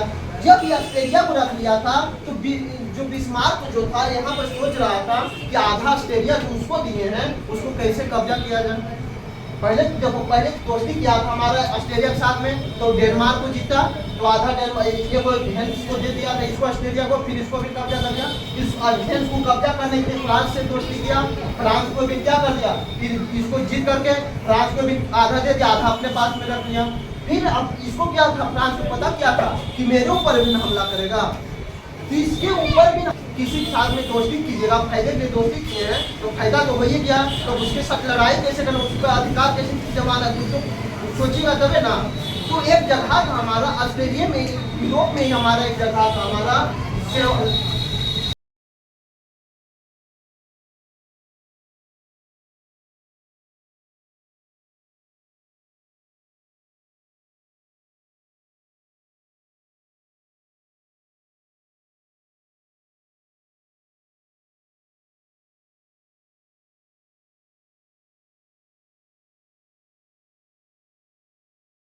यूरोप में एक जगह था हमारा। कौन था हमारा? स्पेन। स्पेन एक जगह था हमारा। समझिए ना क्या हुआ था? लड़ाई आगे, लड़ाई तो युद्ध हुआ तो क्यों हुआ? कुछ तो कारण होगा ना। स्पेन एक जगह था हमारा। स्पेन में एक चल रहा था हमारा, आंदोलन चल रहा था कि स्पेन के राजा कौन बनेगा। स्पेन के राजा कौन बनेगा? तो वही फ्रांस के जो राजा थे यह बोल रहा था कि स्पेन के राजा क्या करेंगे, हम लोग बनेंगे। लेकिन जो स्पेन के जो जनता था, स्पेन के जो निवासी थे, उन लोग सोचता था कि हमारे राजा बनेगा बिस्मार्क बनेगा, हमारा राजा कौन बने, बिस्मार्क। क्योंकि बिस्मार्क अच्छा काम कर रहा था, तो उन लोग को लगा कि अगर हमारे राज में भी ना आएगा तो ये सब काम क्या करेगा, अच्छे करेगा। तो इसके लिए स्पेन में क्या मिल गया, इसको मुद्दा मिल गया कि स्पेन के राजा अगर हमको बनाने बोला तो हम बनेंगे क्यों नहीं, इसको साथ लड़ाई करना पड़ेगा, क्या होगा, इसको साथ इन्हें जीत गया, इन्हें जीत गया, इसको नहीं जीतेंगे, जीतेगा इन्हें भी। और इस समय जब क्षेत्र को बड़ा हो गया तो अपना सैनिक शक्ति में क्या कर लिया था, परसा में क्या कर लिया, बढ़ा दिया था। आपने डेनमार्क में जीता, ऑस्ट्रेलिया जीता, तो सैनिक शक्ति में क्या हो गया, बढ़ा दिया। फ्रांस में क्या कर लिया था, अपने सैनिक शक्ति बढ़ा लिया था। बढ़ाने के बाद में अपने फ्रांस के लोगों पर कब्जा करने लगे। फ्रांस ने इसमें कब्जा कर लिया था, स्पेन में चल रहा था आंदोलन चल रहा था कि स्पेन के राजा कौन बनेगा। फ्रांस में चाहते थे हम बनेंगे, और जो फ्रांस के निवासी था इन लोग चाहता था बिस्मार्क बने, कौन बने, बिस्मार्क। तो बिस्मार्क आया यहाँ, बिस्मार्क को पता चला, बिस्मार्क आया और ये घोषणा कर दिया कि फ्रांस के दूसरे था कि क्या दोनों की लड़ाई होगा, हमारा युद्ध का क्या मिलेगा, मांगला मिल गया, युद्ध खोज ही रहा था, परसा हमको युद्ध का क्या मिले, नुकसान मिले तब नहीं लड़ेंगे। तो इसको युद्ध में नुकसान मिल गया। यह जो युद्ध हुआ था 1870 ईस्वी में हुआ था। इस युद्ध कब हुआ था, इसी युद्ध को बोला जाता है सेडोन का युद्ध। इस युद्ध को बोलते हैं सेडोन, सेडोन का। यहाँ देखो सेडोवा का युद्ध हुआ, सेडोवा का युद्ध हुआ ऑस्ट्रेलिया के साथ में हुआ, और सेडोन का युद्ध किसके साथ में हुआ था, फ्रांस के बीच में। सेडोवा का युद्ध हुआ था 1866 ईस्वी में, और सेडोन का युद्ध हुआ 1870 ईस्वी में। चीजें याद रखना, सेडोन का युद्ध में हमारे पूरे तरीका से फ्रांस को क्या हो गया, यानी बिस्मार्क परसा को क्या हो गया, जीत हो गया। बिस्मार्क को जीत होने के बाद में इसका क्षेत्र तो और बड़ा हो गया हमारा। एक हमारा डेनमार्क को जीता, ऑस्ट्रेलिया जीता, फ्रांस को जीता, तो क्षेत्र क्या हो गया, बड़ा हो गया कि नहीं हो गया। और सभी वहाँ पर सब उसमें राजा हमारा प्रथम विक्टर इमैनुअल, राजा कौन था हमारा, विक्टर इमैनुअल। विक्टर इमैनुअल को क्या किया गया, इस सभी को मिला करके बड़ा क्षेत्र हो गया। फ्रांस हो गया, कौन कौन सा हमारा फ्रांस हो गया था, डेनमार्क को इमैनुअल के बनाया गया। किसको राजा बना दिया, विक्टर इमैनुअल। जब विक्टर इमैनुअल को बनाया गया था उसमें क्या हो गया, कोई तो संधि हुआ होगा, उसमें संधि बनेगा तभी कोई राजा बनेगा, और नहीं संधि होगा क्या बने। हमारा जैसे हमारे भारत का प्रधानमंत्री शपथ लेते हैं तो वहाँ पे एक सभा बनाया जाता है, तभी शपथ लेते हैं, बिना सभा शपथ लेंगे नहीं लेंगे। उसी प्रकार से यहाँ पे क्या बनाया, सभा बनाया था। उस सभा के नाम दिया था फ्रैंकफर्ट, उस सभा के नाम दिया था फ्रैंकफर्ट। को राजा बनाने की कौन सा संधि किया गया था, फ्रैंकफर्ट की संधि। ये जो संधि हुआ था 1871 में, कब हुआ था, 1871 में। देखो 1870 में जिसे जीता है, अब इसको क्या किया, राजा बनाएगा। राजा बनाएगा तो सभी को एक साथ मिला करके नहीं राजा बनाएगा, तो यानी एक साथ मिलाएगा, तो इसी को बोला जाता है, एक साथ मिलाने की क्रिया बोला जाता है एकीकरण। उसे क्या बोलते हैं, एकीकरण। इसी को जो एकीकरण हुआ था, इटली का एकीकरण हुआ था, कब हुआ था हमारा 1871 ईस्वी। कब हुआ था हमारा 1871। कौन सा संधि के तहत हुआ था, फ्रैंकफर्ट की संधि। कौन सा संधि के साथ, फ्रैंकफर्ट। अब फ्रैंकफर्ट की संधि हुआ था तो उसमें राजा किसे बनाया गया था, विक्टर इमैनुअल बनाया गया था। किसे बनाया गया था, विक्टर इमैनुअल। तो इतना क्रिया होने के बाद में जर्मनी के क्या हुआ, हमारा एकीकरण हो गया। इतना चीजें लिखना पड़ेगा तब आपको जाकर के मिलेगा 5 नंबर। इटली का एकीकरण, इटली का एकीकरण कब हुआ था, 1871 ईस्वी। कब हुआ था, 1871 में। उस समय जनक, इटली का जनक किसे माना जाता है, बिस्मार्क को। किसे माना जाता है, बिस्मार्क। इटली का जो राजा कौन था हमारा, विलियम प्रथम। कौन था हमारा, विलियम प्रथम। उस समय के इससे क्या कर दिया, विलियम प्रथम को भगा दिया था। विलियम प्रथम को क्या कर दिया, भगा दिया था। वहाँ के राजा किसे बनाया गया था, विक्टर इमैनुअल। किसे बनाया गया था, विक्टर इमैनुअल। विक्टर इमैनुअल जो था हमारा, अपना फ्रांस को जीतने के लिए, हमारी इटली का एकीकरण के लिए बिस्मार्क ने कौन सा नीति अपनाया था, रक्त और लौट नीति। रक्त और लौट नीति होता है जबरदस्ती क्या करना, कब्जा करना। जिसको बातों को मानता नहीं मानता तो उसको क्या करना, मार के मना लेना, उसको हटा देना, बातों क्या करना, मना लेना। इटली का एकीकरण करने पे कितने युद्ध लड़ा था, 3 युद्ध। कौन कौन, डेनमार्क पर, ऑस्ट्रेलिया पर, परसा पर, फ्रांस पर। Denmark, Australia, France. Denmark, Australia, France. Denmark को जीतने के लिए किससे दोस्ती किया था, ऑस्ट्रेलिया से। किसने किया था, बिस्मार्क ने। बिस्मार्क ने ऑस्ट्रेलिया पर दोस्ती करके बोला था कि अगर हम डेनमार्क को जीतेंगे तो एक क्षेत्र को हम अपने रखेंगे, बाकी हेल्स है जो किसको दे देंगे, ऑस्ट्रेलिया को। और जिसमें हमारे युद्ध कब हुआ था, 1864 ईस्वी। 1864 ईस्वी में किसने जीता था? हमारा पर्सा ने। किसने जीता था? विक्टर इमैनुअल ने जीता। मेन रूप से कौन था? Victor Emmanuel. जिसे मान लीजिए आप बोलेगा प्रधानमंत्री आज नरेंद्र मोदी जीता, तो नरेंद्र मोदी जीता तो भारत के नाम कितना आएगा हमारा? जैसे बोले भारत जीता है, उसके जो सांसद कर रहा है कौन कर रहा है? नरेंद्र मोदी कर रहा है, उसको डायरेक्ट कौन नाम है? नरेंद्र मोदी। उसी प्रकार से यहाँ राजा कौन ने जीता? पर्सा ने जीता था। कब जीता था? 1864। तो इसको क्या दे दिया था? हेंस को दे दिया था। लेकिन ऑस्ट्रेलिया पर फिर कब्जा करने के जो हेंस जो दिया था, उस क्षेत्र को कब्जा करने के लिए किससे दोस्ती किया? फ्रांस से। फ्रांस से दोस्ती करने के बाद कब हमला किया था? 1866। किस पर? ऑस्ट्रेलिया पर। इस युद्ध को क्या नाम दिया गया? सेडोवा की। इस युद्ध का नाम क्या दिया गया? सेडोवा की। इसमें पर्सा इसमें क्या हो गया था? पर्सा जीत गया। पर्सा क्या हो गया था? जीत गया था। ऑस्ट्रेलिया को जीतने में मदद कौन कर रहा था? फ्रांस ने। फ्रांस को जीतने के बाद में यहाँ तो युद्ध के नाम दे दिया गया। 1866 ईस्वी में हुआ था सेडोवा की। उसके बाद में एक जगह था हमारा यूरोप में, जर्मनी में एक जगह था स्पेन। कौन था हमारा? स्पेन। स्पेन में एक आंदोलन चल रहा था कि वहाँ के राजा कौन बनेगा। उस राजा बनने के लिए फ्रांस वाला कर रहे थे कि राजा हम बनेंगे, लेकिन स्पेन वाला जो लोग था उन लोग के कहना था हमको बिस्मार्क के राजा बने। कौन बने? बिस्मार्क बने। इसलिए बिस्मार्क ने आकर के स्पेन में बोला कि यहाँ के राजा हम बनेंगे, जिसके चलते फ्रांस के साथ क्या हो गया? युद्ध हो गया। ये युद्ध कब हुआ था? 1870 ईस्वी में। किसके साथ हुआ था? फ्रांस और पर्सा। फ्रांस और पर्सा के बीच में हुआ। फ्रांस और पर्सा के बीच में कब हुआ था? 1870 में। इस युद्ध को क्या नाम दिया गया? सेडोवा की। क्या दिया गया? सेडोवा की। सेडोवा की कब हुआ था? 1870 में। सेडोवा की युद्ध में किसके जीत हुआ था? पर्सा के। किसके जीत हुआ था? पर्सा के। जब ये तीनों क्षेत्र को जीतने के बाद में तो यहाँ पे क्या बना दिया गया? यहाँ के राजा बनाने के लिए, सभी क्षेत्रों को राजा बनाने के लिए एक संधि किया था। उस संधि का नाम क्या था? फ्रैंकफर्ट की संधि। कौन संधि हुआ था? फ्रैंकफर्ट की संधि। इसमें राजा किसे बनाया गया था? विक्टर इमैनुअल को। किसे बनाया गया था? Victor Emmanuel. कब बनाया गया था? 1871 ईस्वी में। कब बनाया गया था? 1871 में। फ्रैंकफर्ट की संधि कब हुआ था? 1871 में हुआ था। अब कहाँ हुआ था? जर्मनी में हुआ था। और इस समय जो जर्मनी का एकीकरण कब हो गया? 1871 में। जब ये राजा बन जाएगा, शासक बन जाएगा, तो वहाँ एकीकरण हो गया। आज मतलब क्या हो? सभी पे राज करेगा। सभी पे राज करने कौन लग गया था? विक्टर इमैनुअल बन गया। कोई दिक्कत? इतना चीज लिखा है तो आएगा आपको बात में। ठीक ना? सब पॉइंट को लिख दो। आज देखिएगा इटली का एकीकरण के बारे में। जर्मनी का एकीकरण करने के लिए उसको जनक माना जाता था, बिस्मार्क को माना जाता था। उसको किसको मानते थे? बिस्मार्क। जर्मनी का एकीकरण हुआ था 1871 ईस्वी में हुआ था। कब हुआ था? 1871 ईस्वी में। आज देखेंगे जर्मनी का एकीकरण करेंगे। आपको मेन रूप से हमारा पर्सा ने साथ दिया था। किसने साथ दिया था? पर्सा ने। उसी प्रकार से इटली का एकीकरण करने के लिए हमारा साथ देगा सार्डिनिया अपिडमाउंट। सार्डिनिया अपिडमाउंट एक जगह है, वो उसने जिस प्रकार से पर्सा ने साथ दिया था, उसी प्रकार से सार्डिनिया अपिडमाउंट ने आज साथ देगा हमारा इटली को एकीकरण करने में। तो जर्मनी का एकीकरण करने के लिए हमारा बिस्मार्क ने आया था। कौन आया था? हमारा बिस्मार्क ने आया था। उसी प्रकार से इटली का एकीकरण करने के लिए यहाँ पर 4 व्यक्ति आया था। यानी इटली का जनक जो माना जाता है, इटली का जनक माना जाता है, 4 को माना जाता है। किसने मानते हैं? 4 को मानते हैं। जिसमें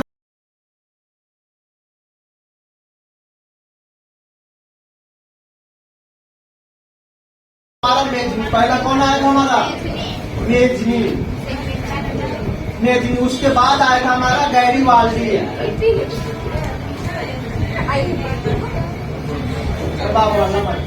इसके बाद Mazzini, Garibaldi, count.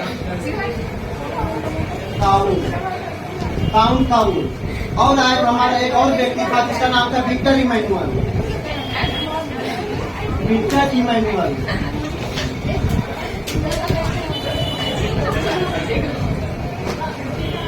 Victor Emmanuel समझना। ये हमारे 4 व्यक्ति आए थे। यानी इटली का जनक, इटली का जनक कितने को माना जाता है? 4 को। कौन कौन था? हमारा मेजनी, गैरीवाल्डी, काउंट और कौन था? हमारा विक्टर इमैनुअल। कौन था? हमारा विक्टर इमैनुअल। यह 4 व्यक्ति ने हमारा इटली का एकीकरण करवा दिया। 4 व्यक्ति ने इटली क्या करवाया था? एकीकरण करवाया था। इस प्रकार से एकीकरण हुआ था। उसके बाद हमारे 7 भागों में बटा हुआ था। कितने भाग बटा हुआ था? 7 भाग में बटा हुआ था। इसी को 7 को जिस प्रकार से हमारा जर्मनी भिन्न भागों में बटा हुआ था, सभी को एक करके क्या बना दिया था? एक कर दिया था, एकीकरण कर दिया था। उसी प्रकार से हमारा इटली ने हमारा मेजनी, पहले कौन आया था हमारा मेजनी आया था। मेजनी ने एक संगठन का स्थापना किया था जिसको बोला जाता है कार्बोनरी संगठन का। मेजनी ने एक संगठन का स्थापना किया था जिसे क्या बोलते हैं, कार्बोनरी संगठन। कार्बोनरी संगठन, कार्बोनरी संगठन, जिससे कौन संगठन बोलते हैं, कार्बोनरी संगठन। कार्बोनरी संगठन का स्थापना हुआ था 1810 ईस्वी में। कब हुआ था हमारा, 1810 ईस्वी। यह जो संगठन जो था हमारा गुप्त संगठन था। कैसा संगठन था, गुप्त। गुप्त मतलब समझता है, गुप्त मतलब किसी को बतला करके नहीं कुछ करना, अपने आप में बातों को गुप्त रखना, यानी बातों को छिपा करके रखना, वैसे क्या बोलते हैं, गुप्त संगठन। यानी गुप्त संगठन वैसा संगठन था जिसे किसी को नहीं बतलाता था, क्योंकि यहाँ साथ को क्या था, एक करना था। अगर ये बतला जाए, जैसे जब भारत में किसी प्रकार की लड़ाई हो रहा है, लड़ाई को किसी भारत के लोगों ने दुश्मन के बातों को भेजेगा, क्या भारत पर हमला करने में उसको इजी हो जाए कि नहीं हो जाएगा। उसी प्रकार से यहाँ को अगर एक करने के लिए सभी को एक संगठन बनाया, एक उसका नाम था कार्बोनरी संगठन। इसका स्थापना किया था 1810 ईस्वी में। वह जो कैसा संगठन, गुप्त संगठन था। कैसा संगठन था, गुप्त संगठन। यह जो स्थापना किया था किसने किया था, मेजनी ने किया था। किसने किया था, मेजनी ने। मेजनी ने क्या करके इसमें एक सदस्य बन गया। क्या बन गया हमारा, सदस्य। सदस्य मतलब होता है शामिल होना। सदस्य मतलब क्या होता है, शामिल होना। किसी भी जब आप ग्रुप बनाते हैं उसमें लोगों ने शामिल होता है, उसे क्या बोला जाता है, उसको सदस्य बोलते हैं। उसे क्या बोला जाता है, सदस्य।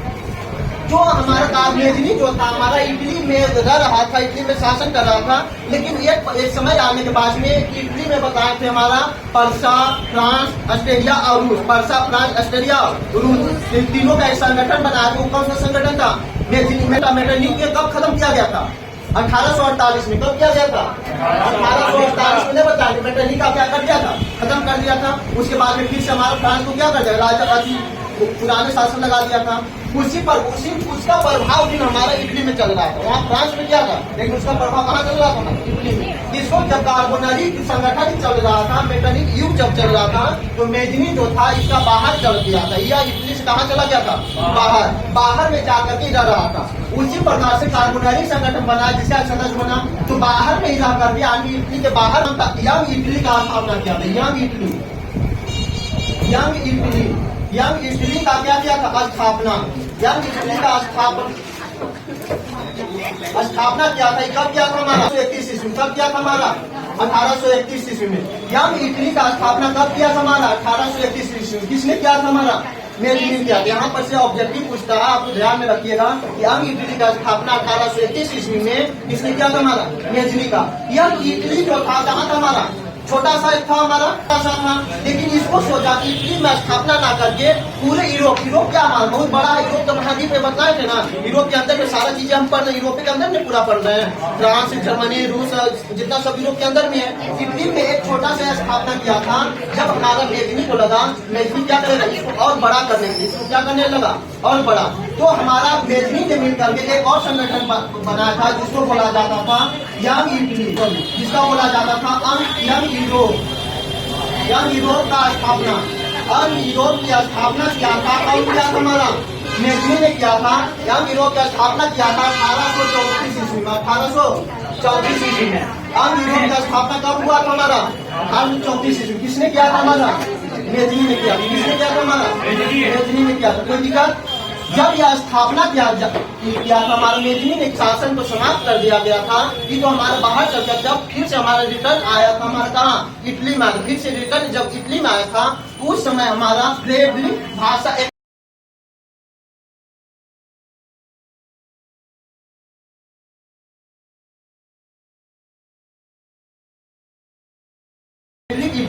फ्रेंडलिक इटली, जिसे बोला जाता है फ्रेंडलिक इटली। फ्रेंडलिक इटली का स्थापना किया। फ्रेंडलिक इटली का मतलब होता है कि इटली के जितने भी सदस्य सब हमारा एक फ्रेंड जैसा रहे, एक दोस्त के जैसा रहे, उसे बोला जाता था फ्रेंडलिक इटली। फ्रेंडलिक इटली का स्थापना हुआ था 1851 ईस्वी में। कब हुआ था हमारा, 1851 में। फ्रेंडलिक इटली का स्थापना कब हुआ था, 1851 में। किसने किया था हमारा, मेजनी ने किया था। किसने किया था, मेजनी। इसीलिए हमारा इटली का मसीहा कहा जाता है। जब इतना करने के बाद में मेजनी को क्या कहा जाता है, इटली का मसीहा। इटली का मसीहा, इटली का मसीहा किसे कहा जाता है, मेजनी को। किसे कहा जाता है, मेजनी को। कोई दिक्कत, पहले यहाँ समझना। कार्बोनेटिक संगठन का स्थापना कब हुआ था? 1810 में। कार्बोनेटिक संगठन का स्थापना 1810 में। कैसा संगठन था? गुप्त संगठन था। फिर उसका क्या बन गया था? मेजनी ने उसका सदस्य बन गया था। यंग इटली का स्थापना कब हुआ था? 1821 में। किसने किया था? हमारा मेजनी ने किया था। यंग यूरोप की स्थापना कब हुआ था? 1834 में। किसने किया था? हमारा मेजनी ने।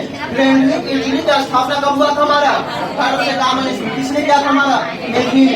इटली का मसीहा किसे कहा जाता है? इटली का मसीहा मेजनी कहा जाता है। कोई दिक्कत यहाँ तक? उसके बाद में देखिएगा, इसके बाद में हमारा मेजनी क्या हो गया? खत्म हो गया। फिर उसके बाद में आ गया था, ये दोनों शासन एक साथ में आया था। किसने आया था? काउंट काबुल और गैरिबाल्डी। ये दोनों शासन एक बार आया था। ये दोनों शासन आने के बाद में यहाँ हमारा काउंट काबुल में एक जगह के नाम था सार्डिनिया पिटमाउंट। एक जगह के नाम कौन था? हमारा सार्डिनिया पिटमाउंट। सार्डिनिया पिटमाउंट का वहाँ के राजा बन गया था हमारा। कौन बना था? हमारा सार्डिनिया पिटमाउंट एक जगह है, जिसका कौन? हमारा सार्डिनिया और पिटमाउंट एक जगह था हमारा। वहाँ के राजा बना दिया गया था विक्टर इमैनुअल का। वहाँ के राजा किसे बना दिया था? विक्टर इमैनुअल का। तो वहाँ के काउंट काबुल ने मिल करके वहाँ के सार्डिनिया पिटमाउंट के राजा बना दिया गया था विक्टर इमैनुअल। किसे बनाया गया था? Victor Emmanuel.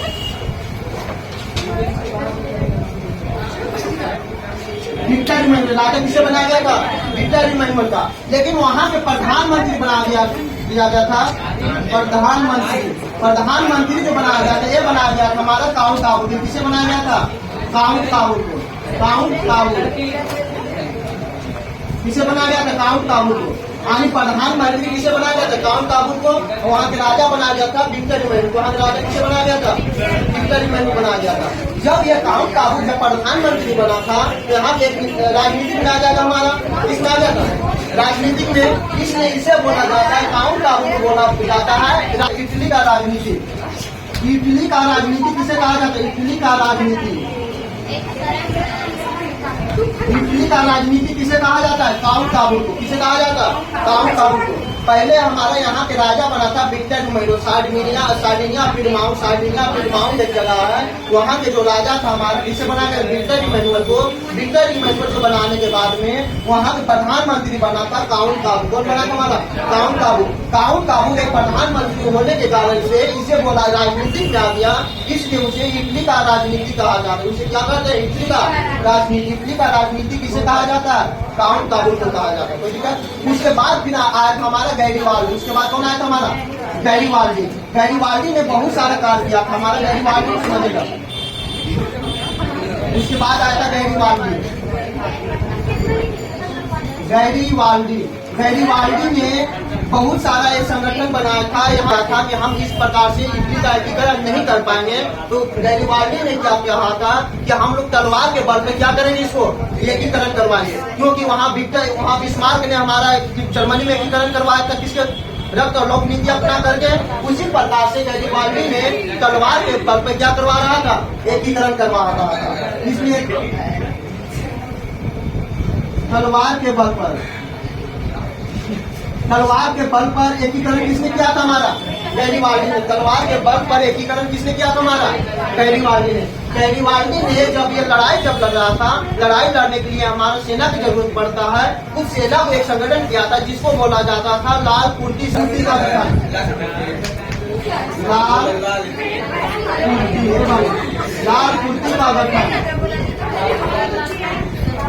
लाल कुर्ती का गठन किसने किया था? हमारा गैरिबाल्डी ने किया था। किसने किया था? गैरिबाल्डी ने।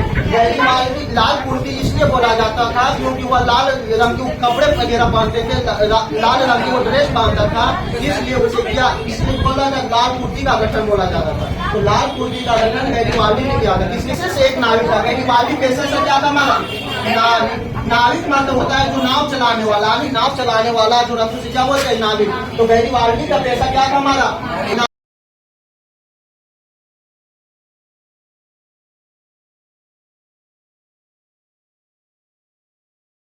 होने के बाद में तलवार के बल पर इटली का एकीकरण करवाया। और जो इटली का एकीकरण हुआ था, ये भी हुआ था हमारा 1871 में। कब हुआ था? हमारा 1871 में। वही हमारा बताया जर्मनी का एकीकरण हुआ था, वो भी कब हुआ था? 1871 में। यानी इटली का एकीकरण कब हुआ था? 1871 ईस्वी में। दोनों की लड़ाई हमारे से भी चल रहा था। इटली में भी चल रहा था, जर्मनी में भी चल रहा था। वहाँ लड़ाई होने के बाद में वहाँ पे जो राजा बनाया गया था, वहाँ पे जो राजा जैसे यूरोप में बना, जर्मनी बनाया था राजा, उसी प्रकार से इधर भी बनाया गया था, हमारे इटली में राजा बनाया गया था। वह राजा को नाम था विक्टर इमैनुअल। राजा किसे बनाया गया था? विक्टर इमैनुअल को।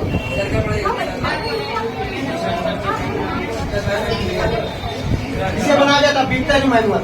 इटली का राजा कौन बन गया था? हमारा विक्टर इमैनुअल। इटली का राजा कौन बना था? हमारा 1871 ईस्वी में। 1871 ईस्वी में क्या हो गया था? एकीकरण। तो इटली का एकीकरण कब हुआ था? हमारा 1871 ईस्वी में हुआ था। तो दिक्कत हमारा इटली का एकीकरण में हुआ है ना। एकीकरण इटली का कितने भाग में बटा हुआ था? 7 भाग। कितने भाग में बटा हुआ था? 4 भाग में। एक इसमें इटली का जनक बोला जाता था। कितने व्यक्ति बोला जाता है? 4 को। किसको? मेजनी, गैरिबाल्डी, काउंट कामू और Victor Emmanuel. Mazzini, Garibaldi, Count Cavour और विक्टर इमैनुअल बोला जाता है। कोई दिक्कत? मेजनी ने एक हमारे संगठन का स्थापना किया था जिसका नाम था कार्बोनरी संगठन। इसका नाम क्या था? हमारा कार्बोनरी संगठन। कब स्थापना हुआ था? 1810 ईस्वी में। कैसा संगठन था? संगठन जिसका सदस्य कौन बन गया था? हमारा मेजनी बन गया। कौन बन गया था? मेजनी। यंग इटली का स्थापना कब हुआ था? 1833 में। किसने किया था? हमारा मेजनी ने किया था। किसने किया था? मेजनी ने। यंग यूरोप का स्थापना कब हुआ था? 1834 ईस्वी में। किसने किया था? हमारा मेजनी ने। फ्रेंडली इटली का स्थापना कब हुआ था? 1851 में। फ्रेंडली इटली का स्थापना 1851 में। किसने किया था? हमारा मेजनी ने। इटली का मसीहा किसे कहा जाता है? इटली का मसीहा मेजनी को कहा जाता है। उसके बाद 2 व्यक्ति एक साथ आया था जिसका एक जगह का नाम था सार्डिनिया पिंडमाउंट। कौन सा जगह था? सार्डिनिया पिंडमाउंट। जिस प्रकार से जर्मनी का एकीकरण करने के लिए पर्सा ने साथ दे रहा था, उसी प्रकार से इटली को एकीकरण करने के लिए सार्डिनिया पिंडमाउंट ने साथ दे रहा था। तो सार्डिनिया पिंडमाउंट के राजा किसे बनाया गया था? Victor Emmanuel. किसे बनाया गया था? विक्टर। वहाँ प्रधानमंत्री किसे बनाया गया था? काउंट काबू। किसे बनाया गया था? काउंट काबू। जब काउंट काबू प्रधानमंत्री बन गया था तो एक राजनीतिक में आ गया था, इसलिए उसे राजनीतिक इटली का राजनीति कहा जाता है। इटली का राजनीति किसे कहा जाता? काउंट काबू को। किसे कहा जाता? काउंट काबू। फिर उसके बाद आया था हमारा गैरिबाल्डी। किसने आया था? गैरिबाल्डी। गैरिबाल्डी ने कहा था कि इटली का एकीकरण ऐसे नहीं होगा जिस प्रकार से जर्मनी का एकीकरण करने के लिए रक्त और लौ की नीति अपनाएगा, उसी प्रकार से इधर हमारा गैरिबाल्डी ने नीति अपनाएगा। तलवार के बल पर क्या करेगा? एकीकरण करेंगे। क्या करेंगे? तलवार के बल पर एकीकरण किसने करने की बोला था? गैरिबाल्डी ने। लाल कुर्ती का गठन जब हमारा लड़ाई लड़ेगा, लड़ाई लड़ने के लिए हमारा सैनिक की जरूरत पड़ता है, इन्होंने एक सेना का संगठन किया था जिसका सभी का ड्रेस था हमारा लाल रंग का। कैसा रंग के था? लाल रंग। उसीलिए बोला जाता है लाल कुर्ती का गठन किसने किया था? हमारा गैरिबाल्डी ने। किसने किया था? लाल कुर्ती का गठन हुआ था हमारा 1860 ईस्वी। कब हुआ था? हमारा 1860 ईस्वी में। और गैरिबाल्डी पैसे से क्या था? हमारा नाविक। गैरिबाल्डी पैसे से क्या था? हमारा नाविक। और इटली का एकीकरण कब हुआ था? हमारा 1871 में। कब हुआ था? 1871 में। फिर गैरिबाल्डी इटली का राजा किसे बना दिया गया था? Victor Emmanuel. किसे बना दिया गया था? विक्टर इमैनुअल बना दिया गया था। कोई दिक्कत? इतना चीज इसको क्या करना है? आपको याद रखना।